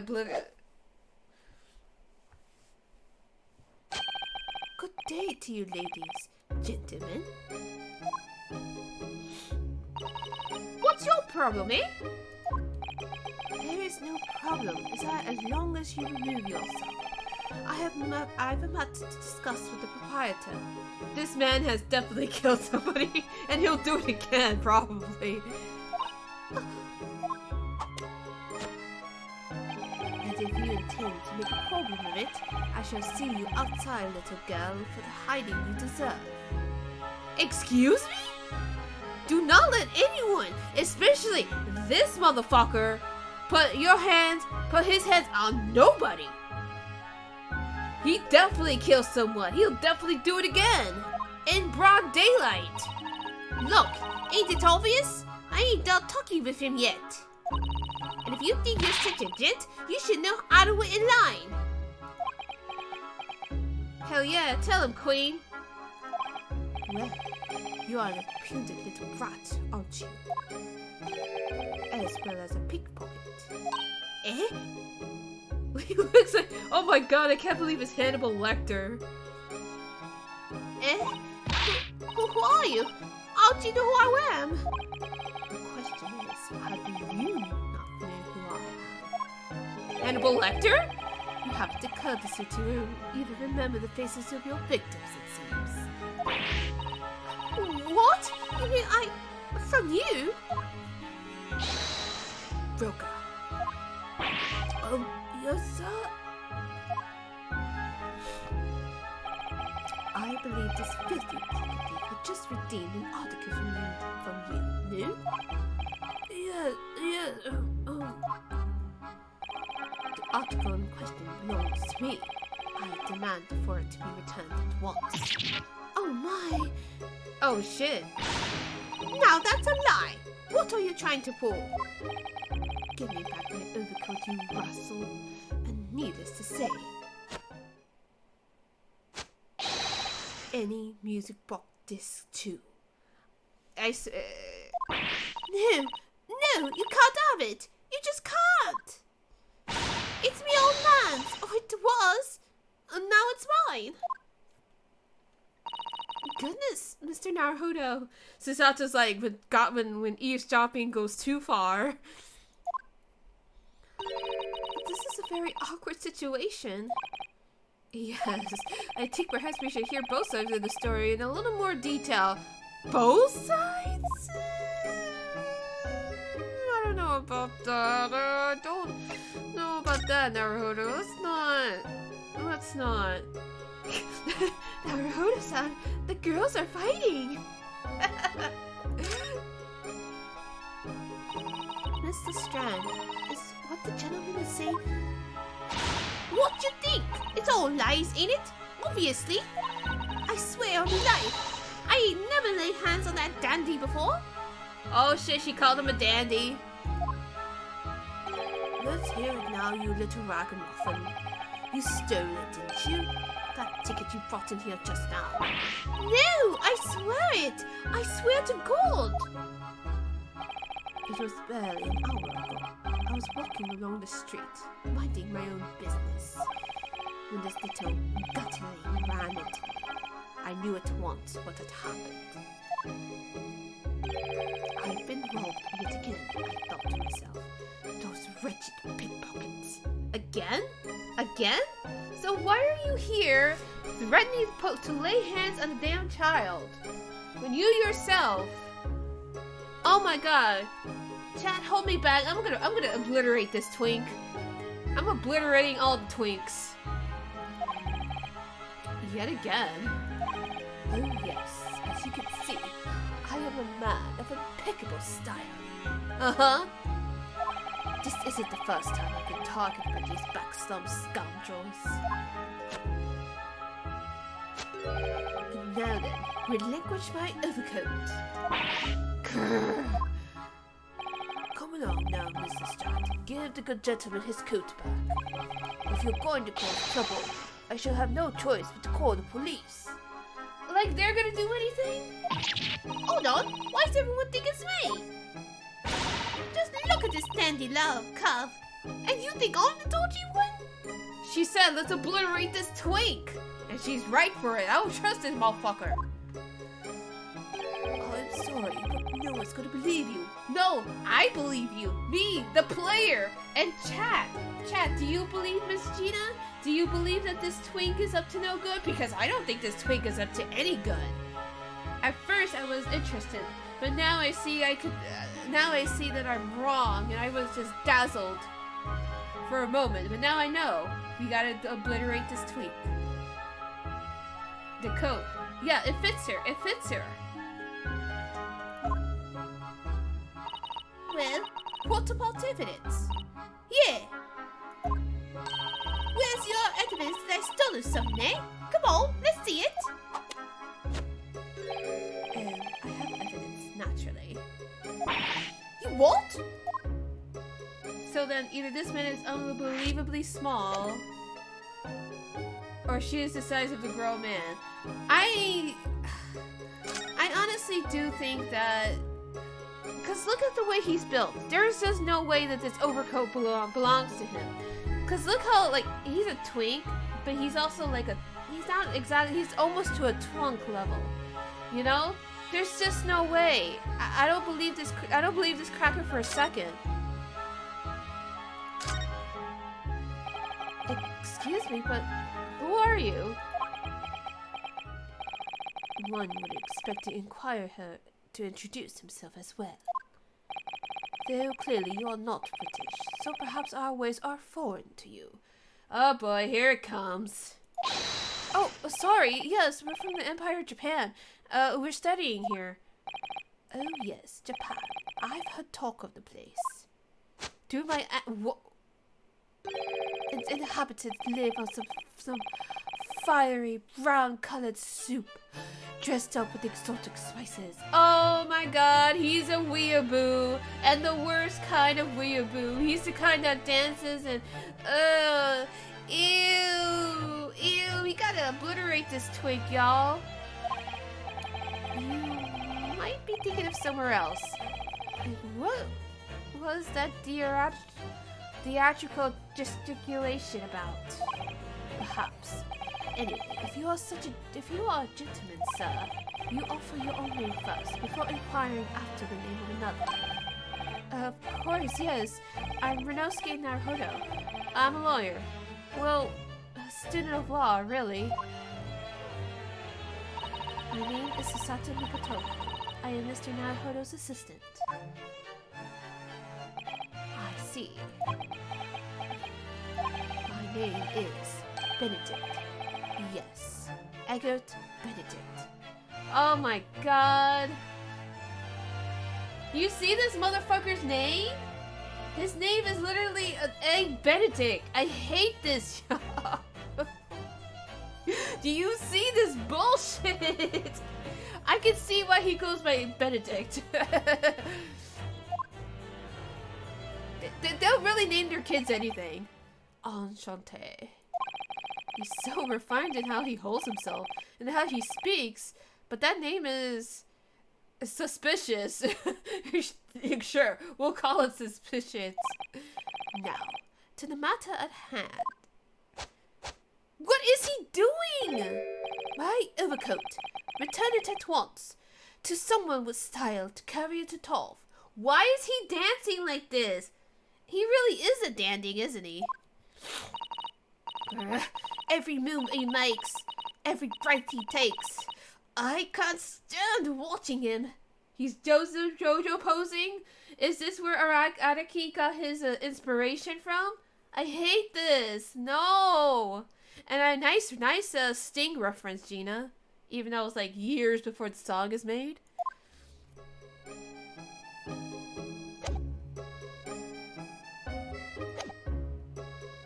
I don't like any of this.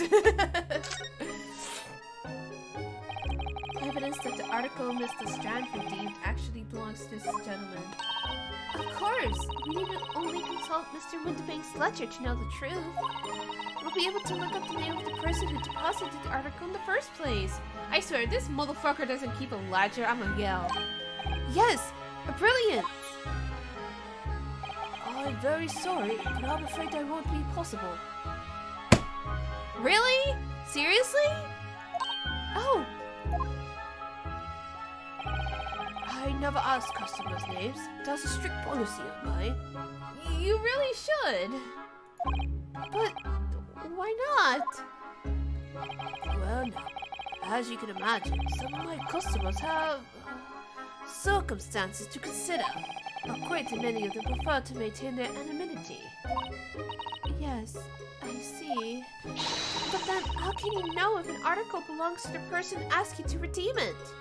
Maybe it's the number, like he records the numbers. I think that's more likely. Oh, it's quite simple. Good sir, might I trouble you for the watchword associated with the article in question? Of course, it's Professor. Okay, that's it. He is Hannibal Lecter from the show Hannibal. Yes, that's right. And all the evidence we need. This gentleman is the rightful owner of the article, without doubt. A watchword? Interesting. Well, what if you forget? That's fucky.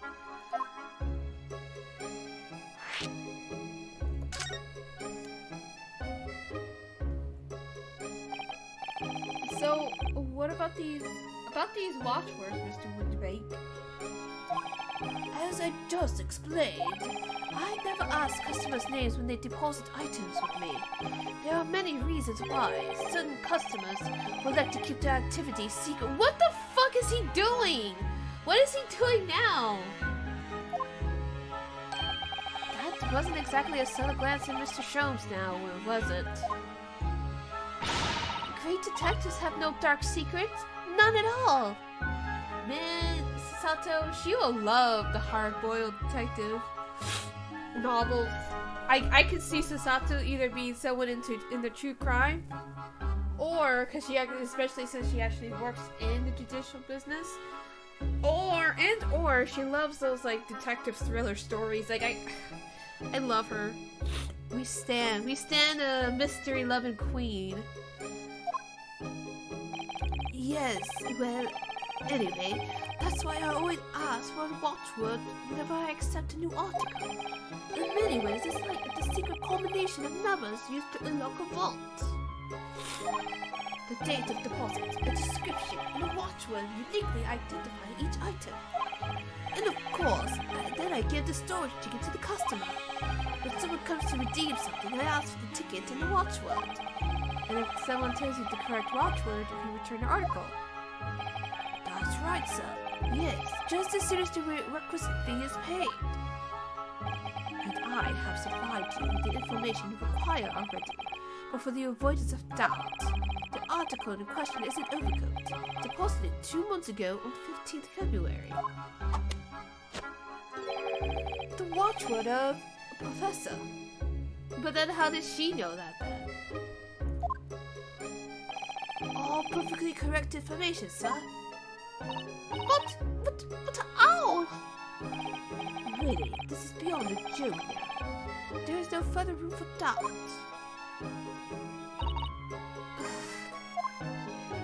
Yeah, Ugg is right. I'm tired of this bitch. I'm tired of this Twinkle.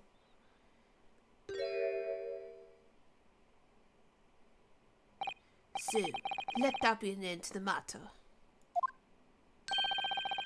And thank you for your custom, Mr. Eggert Benedict, sir. With such reasonable rates of interest, I may even decide to come back. That's why I ain't grown-ups. Just cause I'm a diver, everyone thinks that makes me a liar. And the contents of the coat pockets, if you please, broker. But of course, sir. Here is the disc for you. Just this one. Pardon, sir? I was expecting another. Oh, that is, I deposited another. Another disc? Oh dear. I regret to inform you, sir, that what was deposited with me was merely the overcoat. This happened to be in one of the pockets, but I was completely unaware of it until now. So it must be hers. Maybe he mixed it up again. Still, Gutterling, you're hiding more of what's rightfully mine, are you? Says who, eh? I don't know nothing about it. Very well. Then I shall bid you farewell. Say goodbye to style. Wait a minute, that disc is mine. What do you think you're doing, you little tramp? You've drawn blood, you filthy animal. Oh my. Yes, there's blood on the disc. God damn, what the fuck did she do? Did she stab him with a shiv or something? It's because of all those sharp little bumps. The man must have scratched his finger on them. I found it first, alright? I mean, it belonged to me, old man. So you're not having it. Oi, you take it. Me? If I ain't onto it, they'll have it off me again. So you keep hold of it. Mr. Strand, why is this disc so important to her?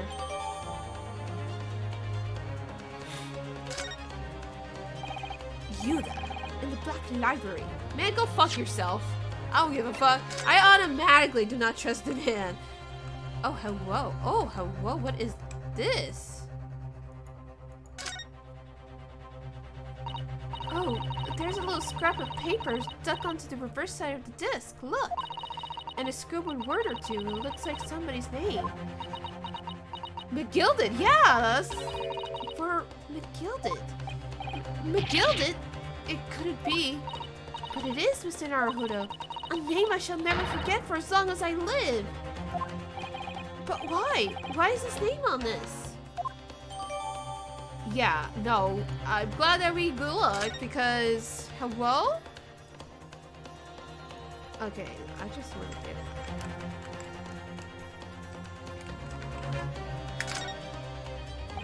Look at all that little bumps on the disc. They're so tiny. Yes, the protrusions are called pins, and they pluck the teeth of the cone to make notes. And just on the edge, there's a small amount of blood. Yes, the blood of the mysterious Mr. Edgar Benedict. When Strand tried to grab the disc from him, the pins scratched his fingers, it seemed. Like when you're grating on some daikon radish and accidentally catch your finger. Ouch, just thinking about it hurts. It puts me off eating radish. Yeah, no kidding. That is interesting.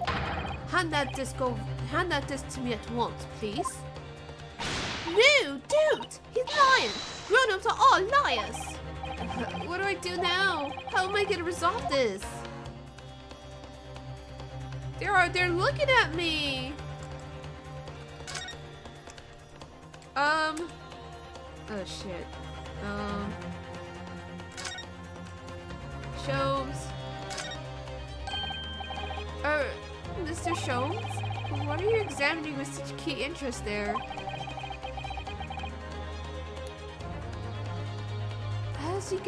As you enjoy a bar of caramel, I see. Is that caramel in his hand? Oh, why is he acting dramatic now? So, you found me at last, Mr. Naruhodo. Sorry? After that young pickpocket sent me out of my way, I was forced to look in the shadows, cruelly ostracized as the rest of you partook in the jovial atmosphere of fellowship. I had nothing to occupy my mind, but was too ashamed to let society see what my downfall had done to me. So feigning mock interest, I pretended to examine the tedious trinkets in this desolate place. Whilst, as you shrewdly observed, gnawing only on the only friend I have left, the 7% solution of caramel. So he likes... Pray, do you all claim to understand the depths of my despair, Mr. Naruhodo? But how could you? I was so lonely, so desperately lonely. Then why on earth didn't you rejoin the conversation? Things have gone from bad to worse here, you know. Yes, I overheard much of your conversation. Or rather, in my craving for human contact. Right? He's a himbo. He's a imbecile, worse yet. Contact. My ears devoured every word that was uttered. You really were sad, weren't you? This poor Mr. Sholmes. I feel simply awful for you. It would seem that my inferences are correct. Oh, surely you're not able to tell us that you've solved the entire case once again. My dear madam, sometimes I wonder, when will my genius for deduction to be commoditized? How much can I pawn it for? It seems Mr. Sholmes has had another of his flashes of inspiration. But who knows if it will help resolve the situation between Mr. Strand and the mysterious gentleman. What's the right thing to do here? I mean, we don't really have much of a choice, because otherwise I don't know what to do. God, what does idiot have to say? Is he gonna make up a lion again? Well, Mrs. Strand, it would appear you find yourself in something of a predicament. Where in the blue blazes have you been, eh? Pardon? When a lady's in trouble, a true gent's supposed to be there to help. Straight away, not an hour later. Harsh, but she's right. And who, pray tell, are you? Your next mistake. Mr. Edgar Benedict. You have, in my eyes, a veritably encyclopedic array of curiosities about your person. Nevertheless, there are two immovable conclusions I have drawn. I beg your pardon. The first is this. The true reason for your visit to this pawnbrokery today is something you have not yet revealed. Oh. And the second is this. A considerable crime is in contemplation, one you will orchestrate, with intent to steal a vast sum of money. Well, Mr. Benedict, what say you to my deductions? How? What? He's right? He's actually right? Chat, what do you think? He's turned as white as a hard-boiled egg. It would seem that once again, Mr. Sholmes has made a flawless deduction. Just who do you think you are, sir? Ah, yes, as I hoped. That is precisely the pained expression I was looking for. Oh boy, we're in for it now, chat. So, shall we begin? The time has come for another Sherlock Holmes' logic and reasoning spectacular. Oh, here we go again, lads and lasses. Yep, exactly. Oh god. First of all, we must ask ourselves on what business you ventured to this pawnbrokery today. You claim to have followed this pickpocket here, having had the redemption ticket stolen from you on the street. But that is most certainly a lie. The real truth is something quite different. Oh, sorry, I'm hiccups. This is giving me such a strain that it's giving me hiccups. As revealed by that which you hold in your hand. Yes, what brought you to this shop in the first place is a staff recruitment flyer. The piece of paper in your hand is a staff wanted advertisement from this very shop. Yet even the most unobservant will soon realize that a man of your appearance has no need of such employ. In other words, there is some ulterior motive for your actions. The cane, which you unwittingly clutched to your person, exhibits an incontrovertible contradiction. What? I've had this cane for years. AG? The contradiction, of course, which I speak of, is the missing furrow. You're so close. The end of any walking cane would be terminated with a metal ferrule to protect the wooden tip. And yet, detailed analysis shows the wooden tip of this stick to be utterly bare. Therefore, there is only one conclusion. The rod that you hold in your hand, which appears to be a walking cane, is in fact no cane at all. You recoil, sir. Is something wrong? And in your recoiling, you are adverted the facility to answer the next conundrum to present itself. Namely, what is the truth behind this role you bear? Sounds kinda gay, Sholmes. Yes, your reaction betrays the truth. The handle, which you evidently would like to conceal, is the key to understanding this riddle, you see. From the moment I saw it, my suspicions were aroused. What walking cane demands such a stout handle, mused I. But of course, as I said, this is no walking cane. No, that rod is the broken handle of a shovel.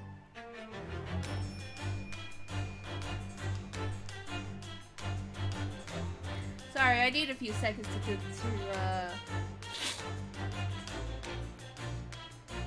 to absorb what he just said. What? Are you insane? And now, having determined this undeniable truth, the conclusion is clear. your true motive for coming here was to take employment at this establishment in order to excavate the ground beneath the premises. God, you're so fucking stupid. What a calculated crime you have conceived, sir. A wickedly calculated crime.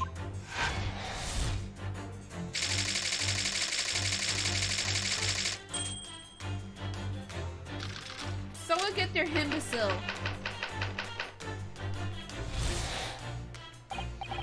Now, Mr. Benedict, let us continue. For we must expose the details of this elaborate crime you have in the planning. This is utterly absurd, to say the fucking least. You suggest a time a gentleman intend to excavate the ground beneath his pawn crockery with a broken shovel? What on earth do you propose I could expect to find there? Some long-forgotten treasure, I suppose? Save for such a fanciful theory, what possible reason could I have to do as you say? Oh, but there is ample reason. As you are only too well aware, Mr. Benedict. And your furtive glance is more telling than I could ever have hoped. What? Let us consider what would motivate a man to infiltrate a shop such as this and covertly dig beneath its floor. The answer is revealed by the council notice on the counter which your eyes would have inadvertently drawn. This letter gives notice of public works to be carried out in the local area. So according to the enclosed plan of the upcoming sewage works, beneath the shop runs a sewer that adjoins another, one that runs into the bank of the opposite side of the road. This madness has entered the sewers now, has it? By excavating the ground beneath our feet, you would gain access to the waterway that flows in very close proximity to the great vault of the financial institution opposite. What are you... In summary, sir, you devised a master plan to pull off an elaborate bank robbery by dint of the underground tunnels. Master plan? Which brings us at last to the final chapter of this lurid scheme. With what plunder did the thief hope to make off from the underground vault of the bank? Are you quite serious? Having consulted with Scotland Yard some days ago, I happen to know the answer. But naturally, the answer is no secret to you, is it, Mr. Benedict? I have no idea what you're talking about. Neither do we. Neither does do me, or chat, or anybody in the comment section. Allow me to present a rather interesting piece of evidence. You see, this picture postcard tells us all what we need to know. A postcard of the Great Exhibition? I'm afraid you've quite lost me. Currently, in the final stages of preparation, the Great Exhibition will soon be underway, and the government has provided extra funds to complete its centerpiece, the Crystal Tower. You need a drink. Same. The funds are currently sit in the vault of the bank, on the other side of this road. Pardon? Yes, the considerable crime you have been contemplating is the theft of that which sits in the vault of that bank, the special reserve funds for the Great Exhibition. Of course, that is top secret police information, so keep it under your hat, please. If he knows about it, then why are you telling him? Why are you telling us, Sholmes? What is this? Where is this case leading to? What is going on? Oh my god, this man... I love him. He's just sexy. He just needs to shut the fuck up. Keep your mouth shut, Sholmes. Just keep your fucking mouth shut. Thus concludes Sholmes' great deduction of this pawnbroking puzzle.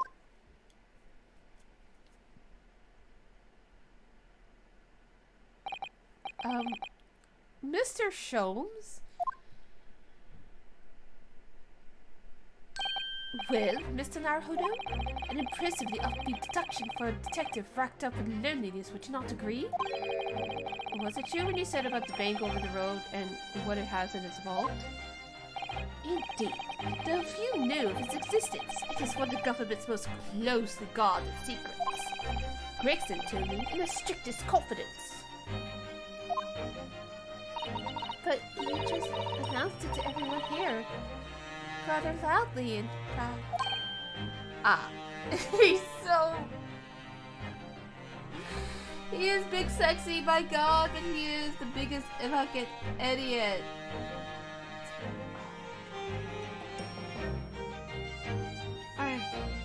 I need a drink. I need some sweets after this. What the fuck? Holy shit. And if it's such a big secret, how would Mr. Benedict would have come to find out about it? There can be but one explanation for that. Clearly, it is because the man is a criminal. He is so... I'm just gonna say he's just hot. He is really fucking hot. But what if he didn't know anything about the money involved? If he is a criminal, as you say, then buying a brand new shovel is sure to be the first thing he does now that you've revealed the secret. Ooh. Or if he doesn't, maybe Mr. Winterbank will. He already has plenty of shovels here after all. Oh my life! I assure you, I'm not so unscrupulous. Well, hopefully this has taught you a valuable lesson. Us? Us? He said we. He said us. He said you. Not me as in Sholmes. He said you as in us, chat. We're not gonna take that line down, are we? Sensitive information must be handled with the most utmost care. One can never be sure that someone privy to secrets won't disclose them. And once the word is out, it's out. Perhaps I'll think twice before confiding in you next time, Mr. Sholmes. An excellent idea, Mr. Naruhodo. An excellent idea!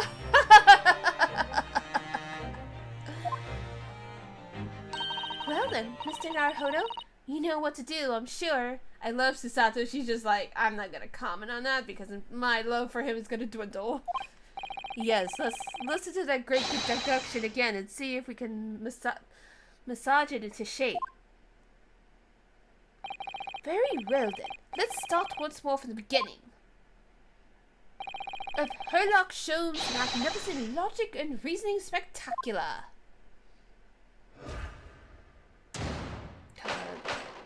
God, we need to watch him like a damn dog or something. Okay, let's fix this bullshit. Blah blah blah.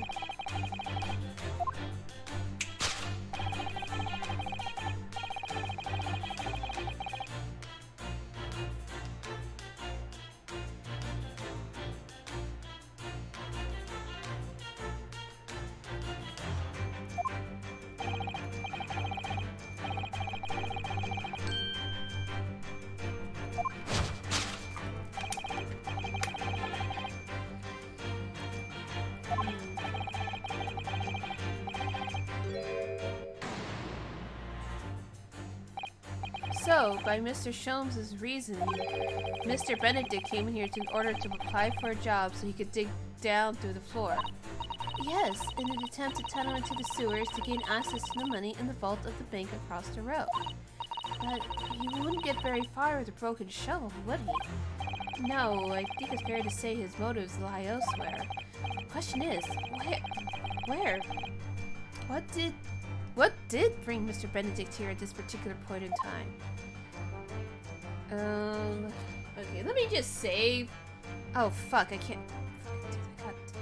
Oh, wait, what's this? Hello?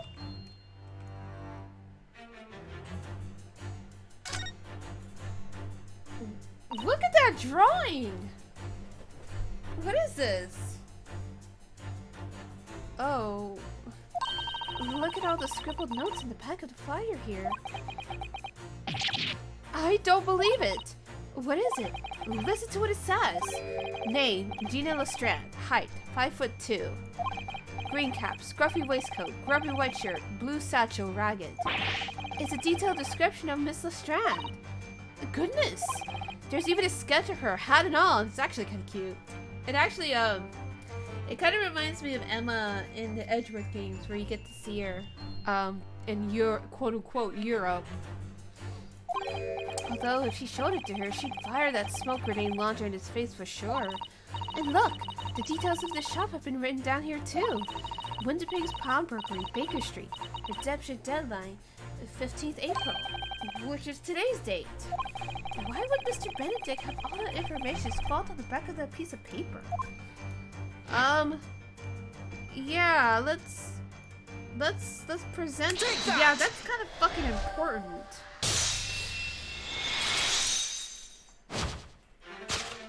Yes, what brought you to this shop in the first place is the info about Miss Lestrade.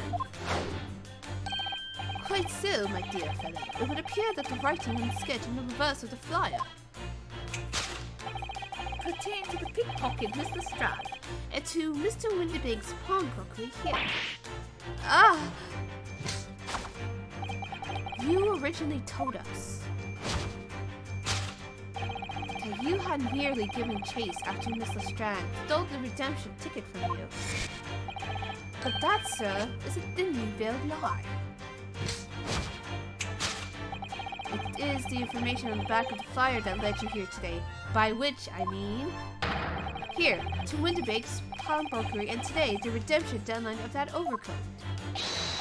So, you waited outside for the young girl matching the description you have written down to arrive. And you have gone to some lengths to hide the reason for your pursuit of Miss Lestrade. In other words, there is some ulterior motive for your actions. Okay, yeah, so now we're... I think I know where we're gonna go next. We're gonna go to that initials because yeah, see? The initials. If he's supposed to be egg, he's supposed to be an egg, that's an AG. That's not true. What's a ferrule? It's the metal cap commonly found on the end of a cane, Mr. Naruhodo. The bit that makes the nice looking clacky sound on the pavement? Yes, exactly. And Mr. Sholmes, you're get a dick. It sounds like you're spelling get a dick. No comment.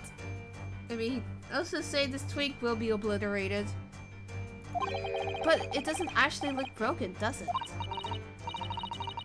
Yes! Yes! No, it doesn't. Though the gentleman certainly did recoil when Mr. Sholmes identified the cane as suspicious. In other words, there's some secret about the cane that Mr. Benedict would rather we don't know about. Well, it's obvious. It's like, right here, he's a twink. No. Oh. Look here, Mrs. Sato. There's some letters on the handle. Ah, yes. This must be initials, I think. In the West, it's customary for people to engrave their belongings with the first letters of their names. Not gonna lie, I like that kind of shit. So her luck shows would be HS, you mean? That's right. And the initials on this cane, obviously... Oh, AG? Well, why does it feel as though that's not quite right? Oh, no. Take that! There it goes. Yeah, we're getting it. We are getting it. The contradiction of which I speak of is, of course, the initially. A most astute observation, wouldn't you say, Mr. Eggert Benedict? We are led to believe, sir, that your initials are EB. Yet, in the most persistent manner, you have in your grasp a cane bearing the initials AG. An incontrovertible contradiction indeed, would you not agree? No, You're wrong. This cane isn't... You said before that you had that cane for years. So don't try to tell us that you just borrowed it from a friend or found it in a park. In short, though you hold yourself to be a gentleman, you have withheld your true name.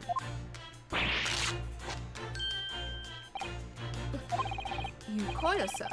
Is something wrong?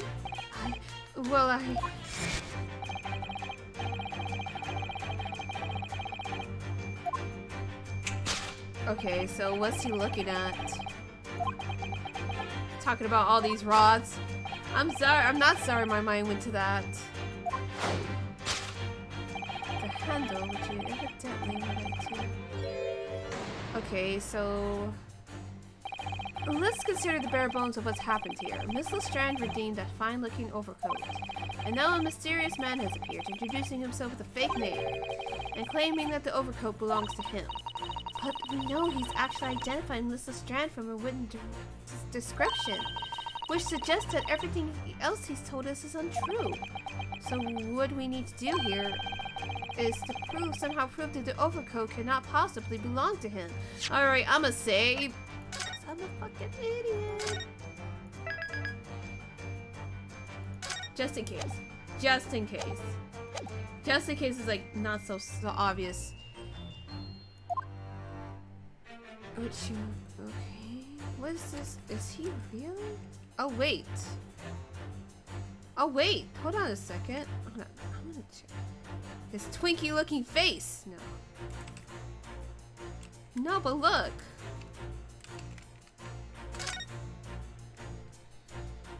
Oh, the seam in the shoulder here is coming apart. Look. So it is. Do you know, a moment ago when Mr. Benedict was surprised by something that was said, I thought I heard him make a rather strange noise. It sounded a little bit like a tiny growl. But now that I think it was probably the sound of the seam ripping open. If you look closely, it does seem to be a rather tight fit. Okay, so I guess you were right. In a way, Ashe, that this was actually hers.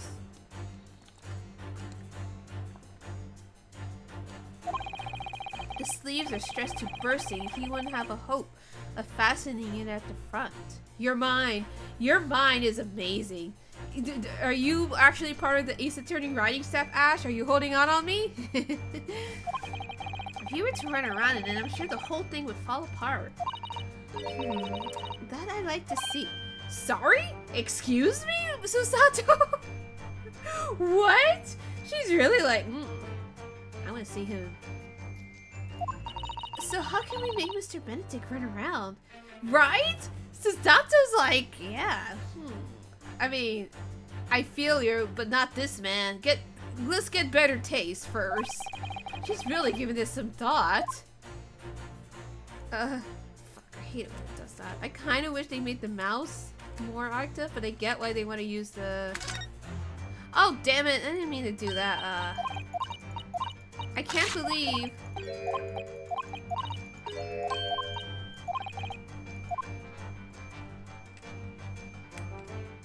Take that!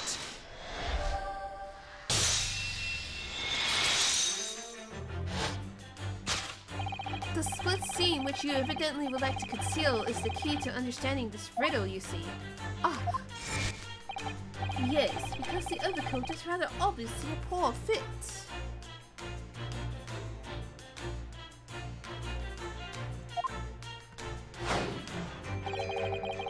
Having forced it over to your broad shoulders, the seam is already breaking apart. My suspicions were aroused from the onset. Not him saying aroused.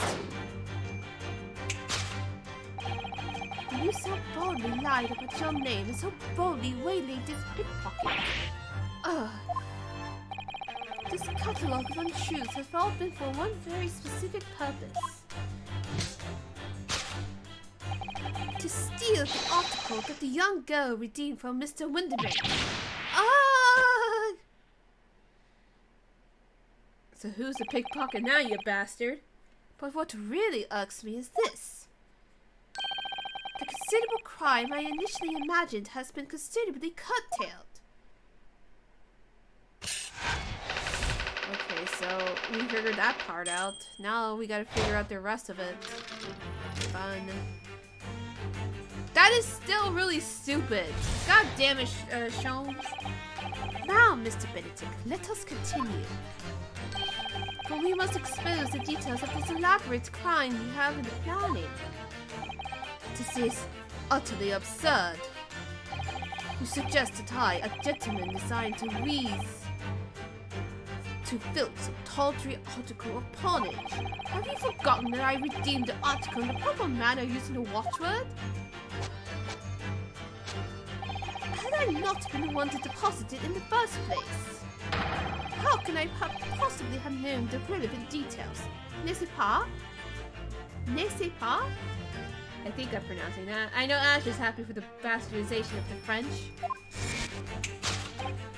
Oh, but the watchword can be discovered. As you are only too well aware, Mr. Benedict. Ah, and your furtive glance. Okay, yeah, so what's he looking at? What is he actually looking at? I'm saving again.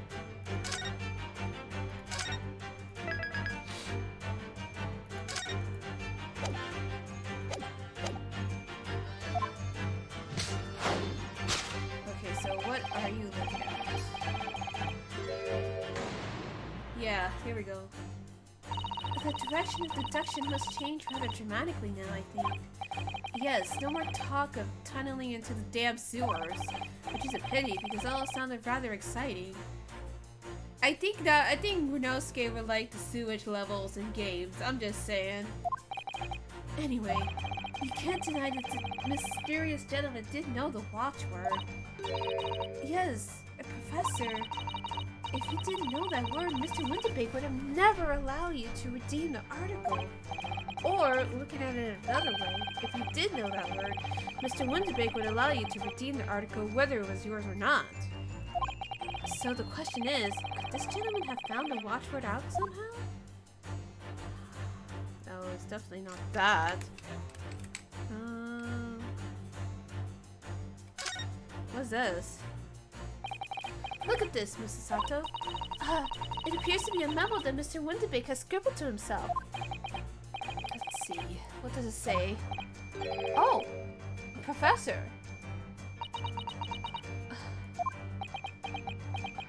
They're really like, are you fucking serious right now? Mr. Winterbake must make a note of the watchwords his customers give him right before their eyes. And in an alarmingly clear script as well. Oh dear. I don't know where to look. Who knows what other secrets I might see? We're gonna look at his live journal account. It's definitely not this damn revolver. There's a picture of a cat there for some reason. No, it's the notebook. Take that! I hate this. This is so stupid. This is legit stupid. The method is revealed by the notelets on the calendar to which your eyes were inadvertently drawn. Yes, the broker here follows the same procedure whenever a customer comes to redeem an article. He asks the customer for the watchword and notes down the response uttered on the notelet he has to hand. Then he consults his ledger and confirms whether or not the watchword matches that of the article in question. I would expect nothing less of a diligent pawnbroker. But his diligence clearly has its disadvantages. What are you talking about? It is increasingly apparent that you were present in this shop before your accusation against Mr. Strand. In all likelihood, you followed her inside and then observed her talking to Mr. Winterbake. Then, when a diligent broker made a note of the watchword as his common practice, you observed him writing down the word professor on the notelet beside the ledger. Yep. And that, sir, was the master plan you devised to steal the pawned article from a young Mr. Strand. Master plan? Which brings us at last to the final chapter of this lurid scheme. Why would you go such lengths to redeem that particular article from this pawnbroker? Are you quite serious? But an ill-fitting overcoat hardly seems to justify the effort, much less a worthless music box disc. But naturally, you had a very good reason to make them yours, didn't you, Mr. Benedict? I have no idea what you're talking about. Allow me to present a rather interesting piece of evidence. Okay, God, he's such a fucking idiot. The articles we're talking about are the overcoat and the music box disc that was in one of the pockets, which, according to Mr. Lundebake, isn't even worth a penny. And yet this man went to such lengths to steal them. Do you think it has anything to do with the note found under the music box that we found? Why? I wonder if perhaps we already have the evidence we need to explain it, Mr. Naruhodo. Could we? Really? I better have a thorough look through all the evidence we've collected so far. Well, not giving us a choice. Well, we already did it, so let me save just in case. I don't know. Sometimes this game is kind of silly like that. I don't know. Take that! Oh, okay. You see, this music box disc tells us all we need to know. What's that on the back? It reads, "For McGill."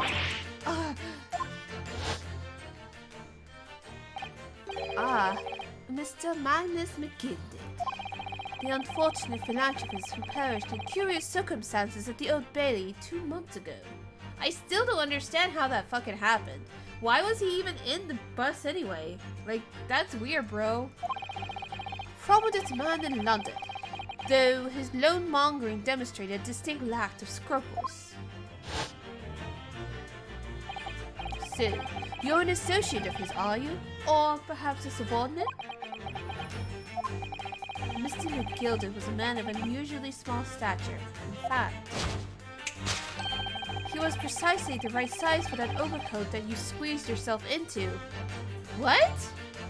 Oh shit, I hadn't even considered that. I legit, wait, I really thought that the coat was actually hers. Like, she was actually telling the truth that it was her old man, but I guess in a way she is, right?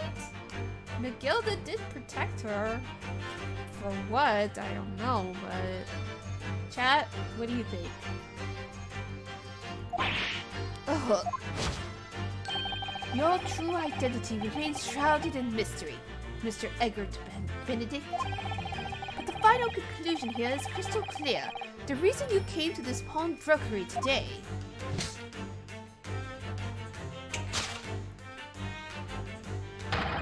was to retrieve an article left behind by the late Magnus McGilded.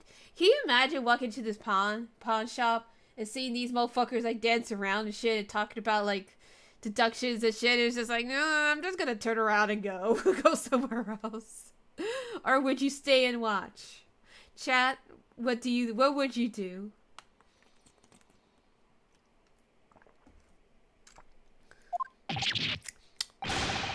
Ugh.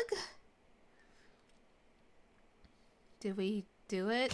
Okay, just have to take it.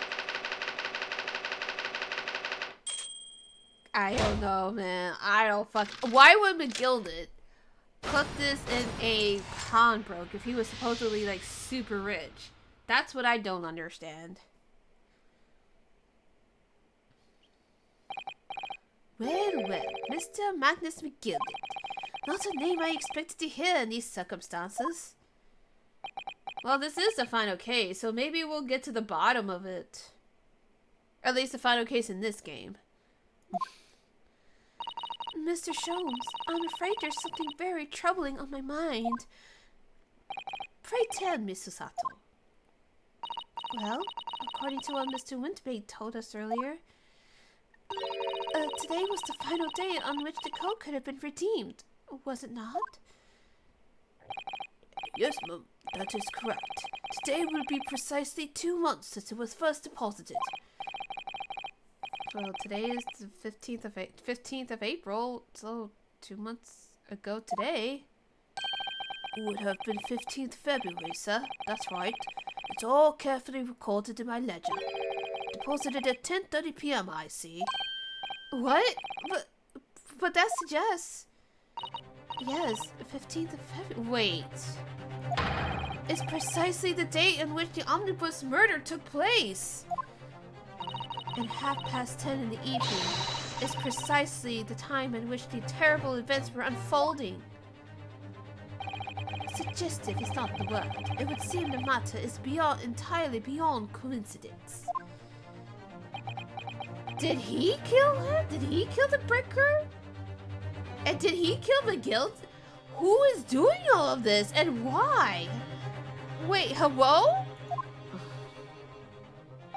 You all, of course, are at liberty to make whatever outlandish deductions you choose. However... Oh my god!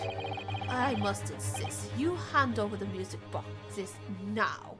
Hello? Hello? What the fuck? Is this a what? Hello? Huh? It would be a terrible shame for you to return to your native land in a box. What do I do? What do we... No, there is a reason. There is a reason why we don't. Hell fucking no. No, fuck it. Do it, we're holding it. There are some things a man must protect at all costs. This may well be one of those things. Then again, it may not. Hold it! Mr. Winterbank! Does our choice matter? This is my shop. I cannot allow any harm to come to my customers. If that were to happen, I should have to take my own life. Dude, is this the fucking time? He has a gun in our face. Mr. Winterbank, no! Alright, that's enough. Oh, Inspector Gregson. Inspector? Then he pulls out his gun. You were kidding. Are you kidding, Ash? Chat, what do you guys think about this turn? I hate this.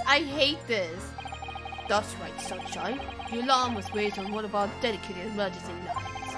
So we got here as fast as we could. Now, what's all this about, eh? Oh, praise be! You're all here at last! I was moments away from forfeiting my own life in my very own establishment!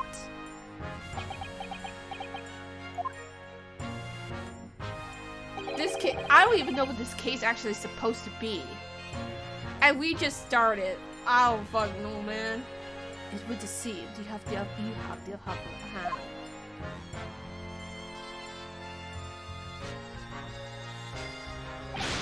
Right. You lot have some explaining to do. I don't appreciate being bothered with some petty argy-bargy. Somebody from the British land, can you explain what the fuck? Is this a slang? Is this some strange ass, some slang? I can't talk, what the fuck? Petty? Mr. Winterbank very nearly met with his end.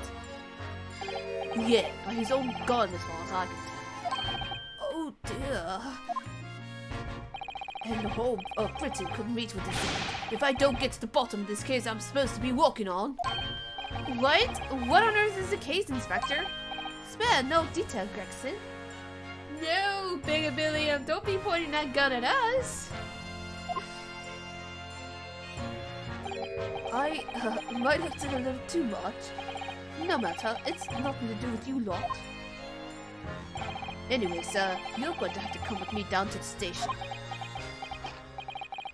But of course, Inspector. Oh god, don't tell me he... What the fuck? He's getting away! Get after him, lads! Whistle the beat officer too! Sir! What just happened? Hello? There's been a spat of thefts at pawn shops around here recently. So we fitted emergency buttons underneath the counters for brokers to let us know when there's trouble. Oh, Inspector, I was very worried there for a while. Very worried indeed. That man has the fish and chips in his hand. Well, he's holding it with a... When his sprite comes back up, he has, like, it's wrapped around newspaper. Now then, Mr. Permanently in mourning. Oh, yes? I'll be taking that whatever it is of McGilld's down to the yard. Thank you very much. According to Google, it means a vigorous discussion or dispute. Yeah, I was wondering, like, is that like a slang or something? So hand it over. Oh, yes, of course. Damn, we don't have a choice. No, don't give it to him. It's mine, that is mine. I'm sorry, miss, but anything belonging to McGilded has to be taken in as evidence now. As evidence? If the police demand something as evidence, my dear fellow, we have no choice but to what the fuck is this word? Capitulate. I'll just say it like that and go with it. It's all yours, Inspector. Well. And so, we handed Mr. McGild's disc over to Inspector Gregson. And we were summarily turfed out of the shop and onto the streets.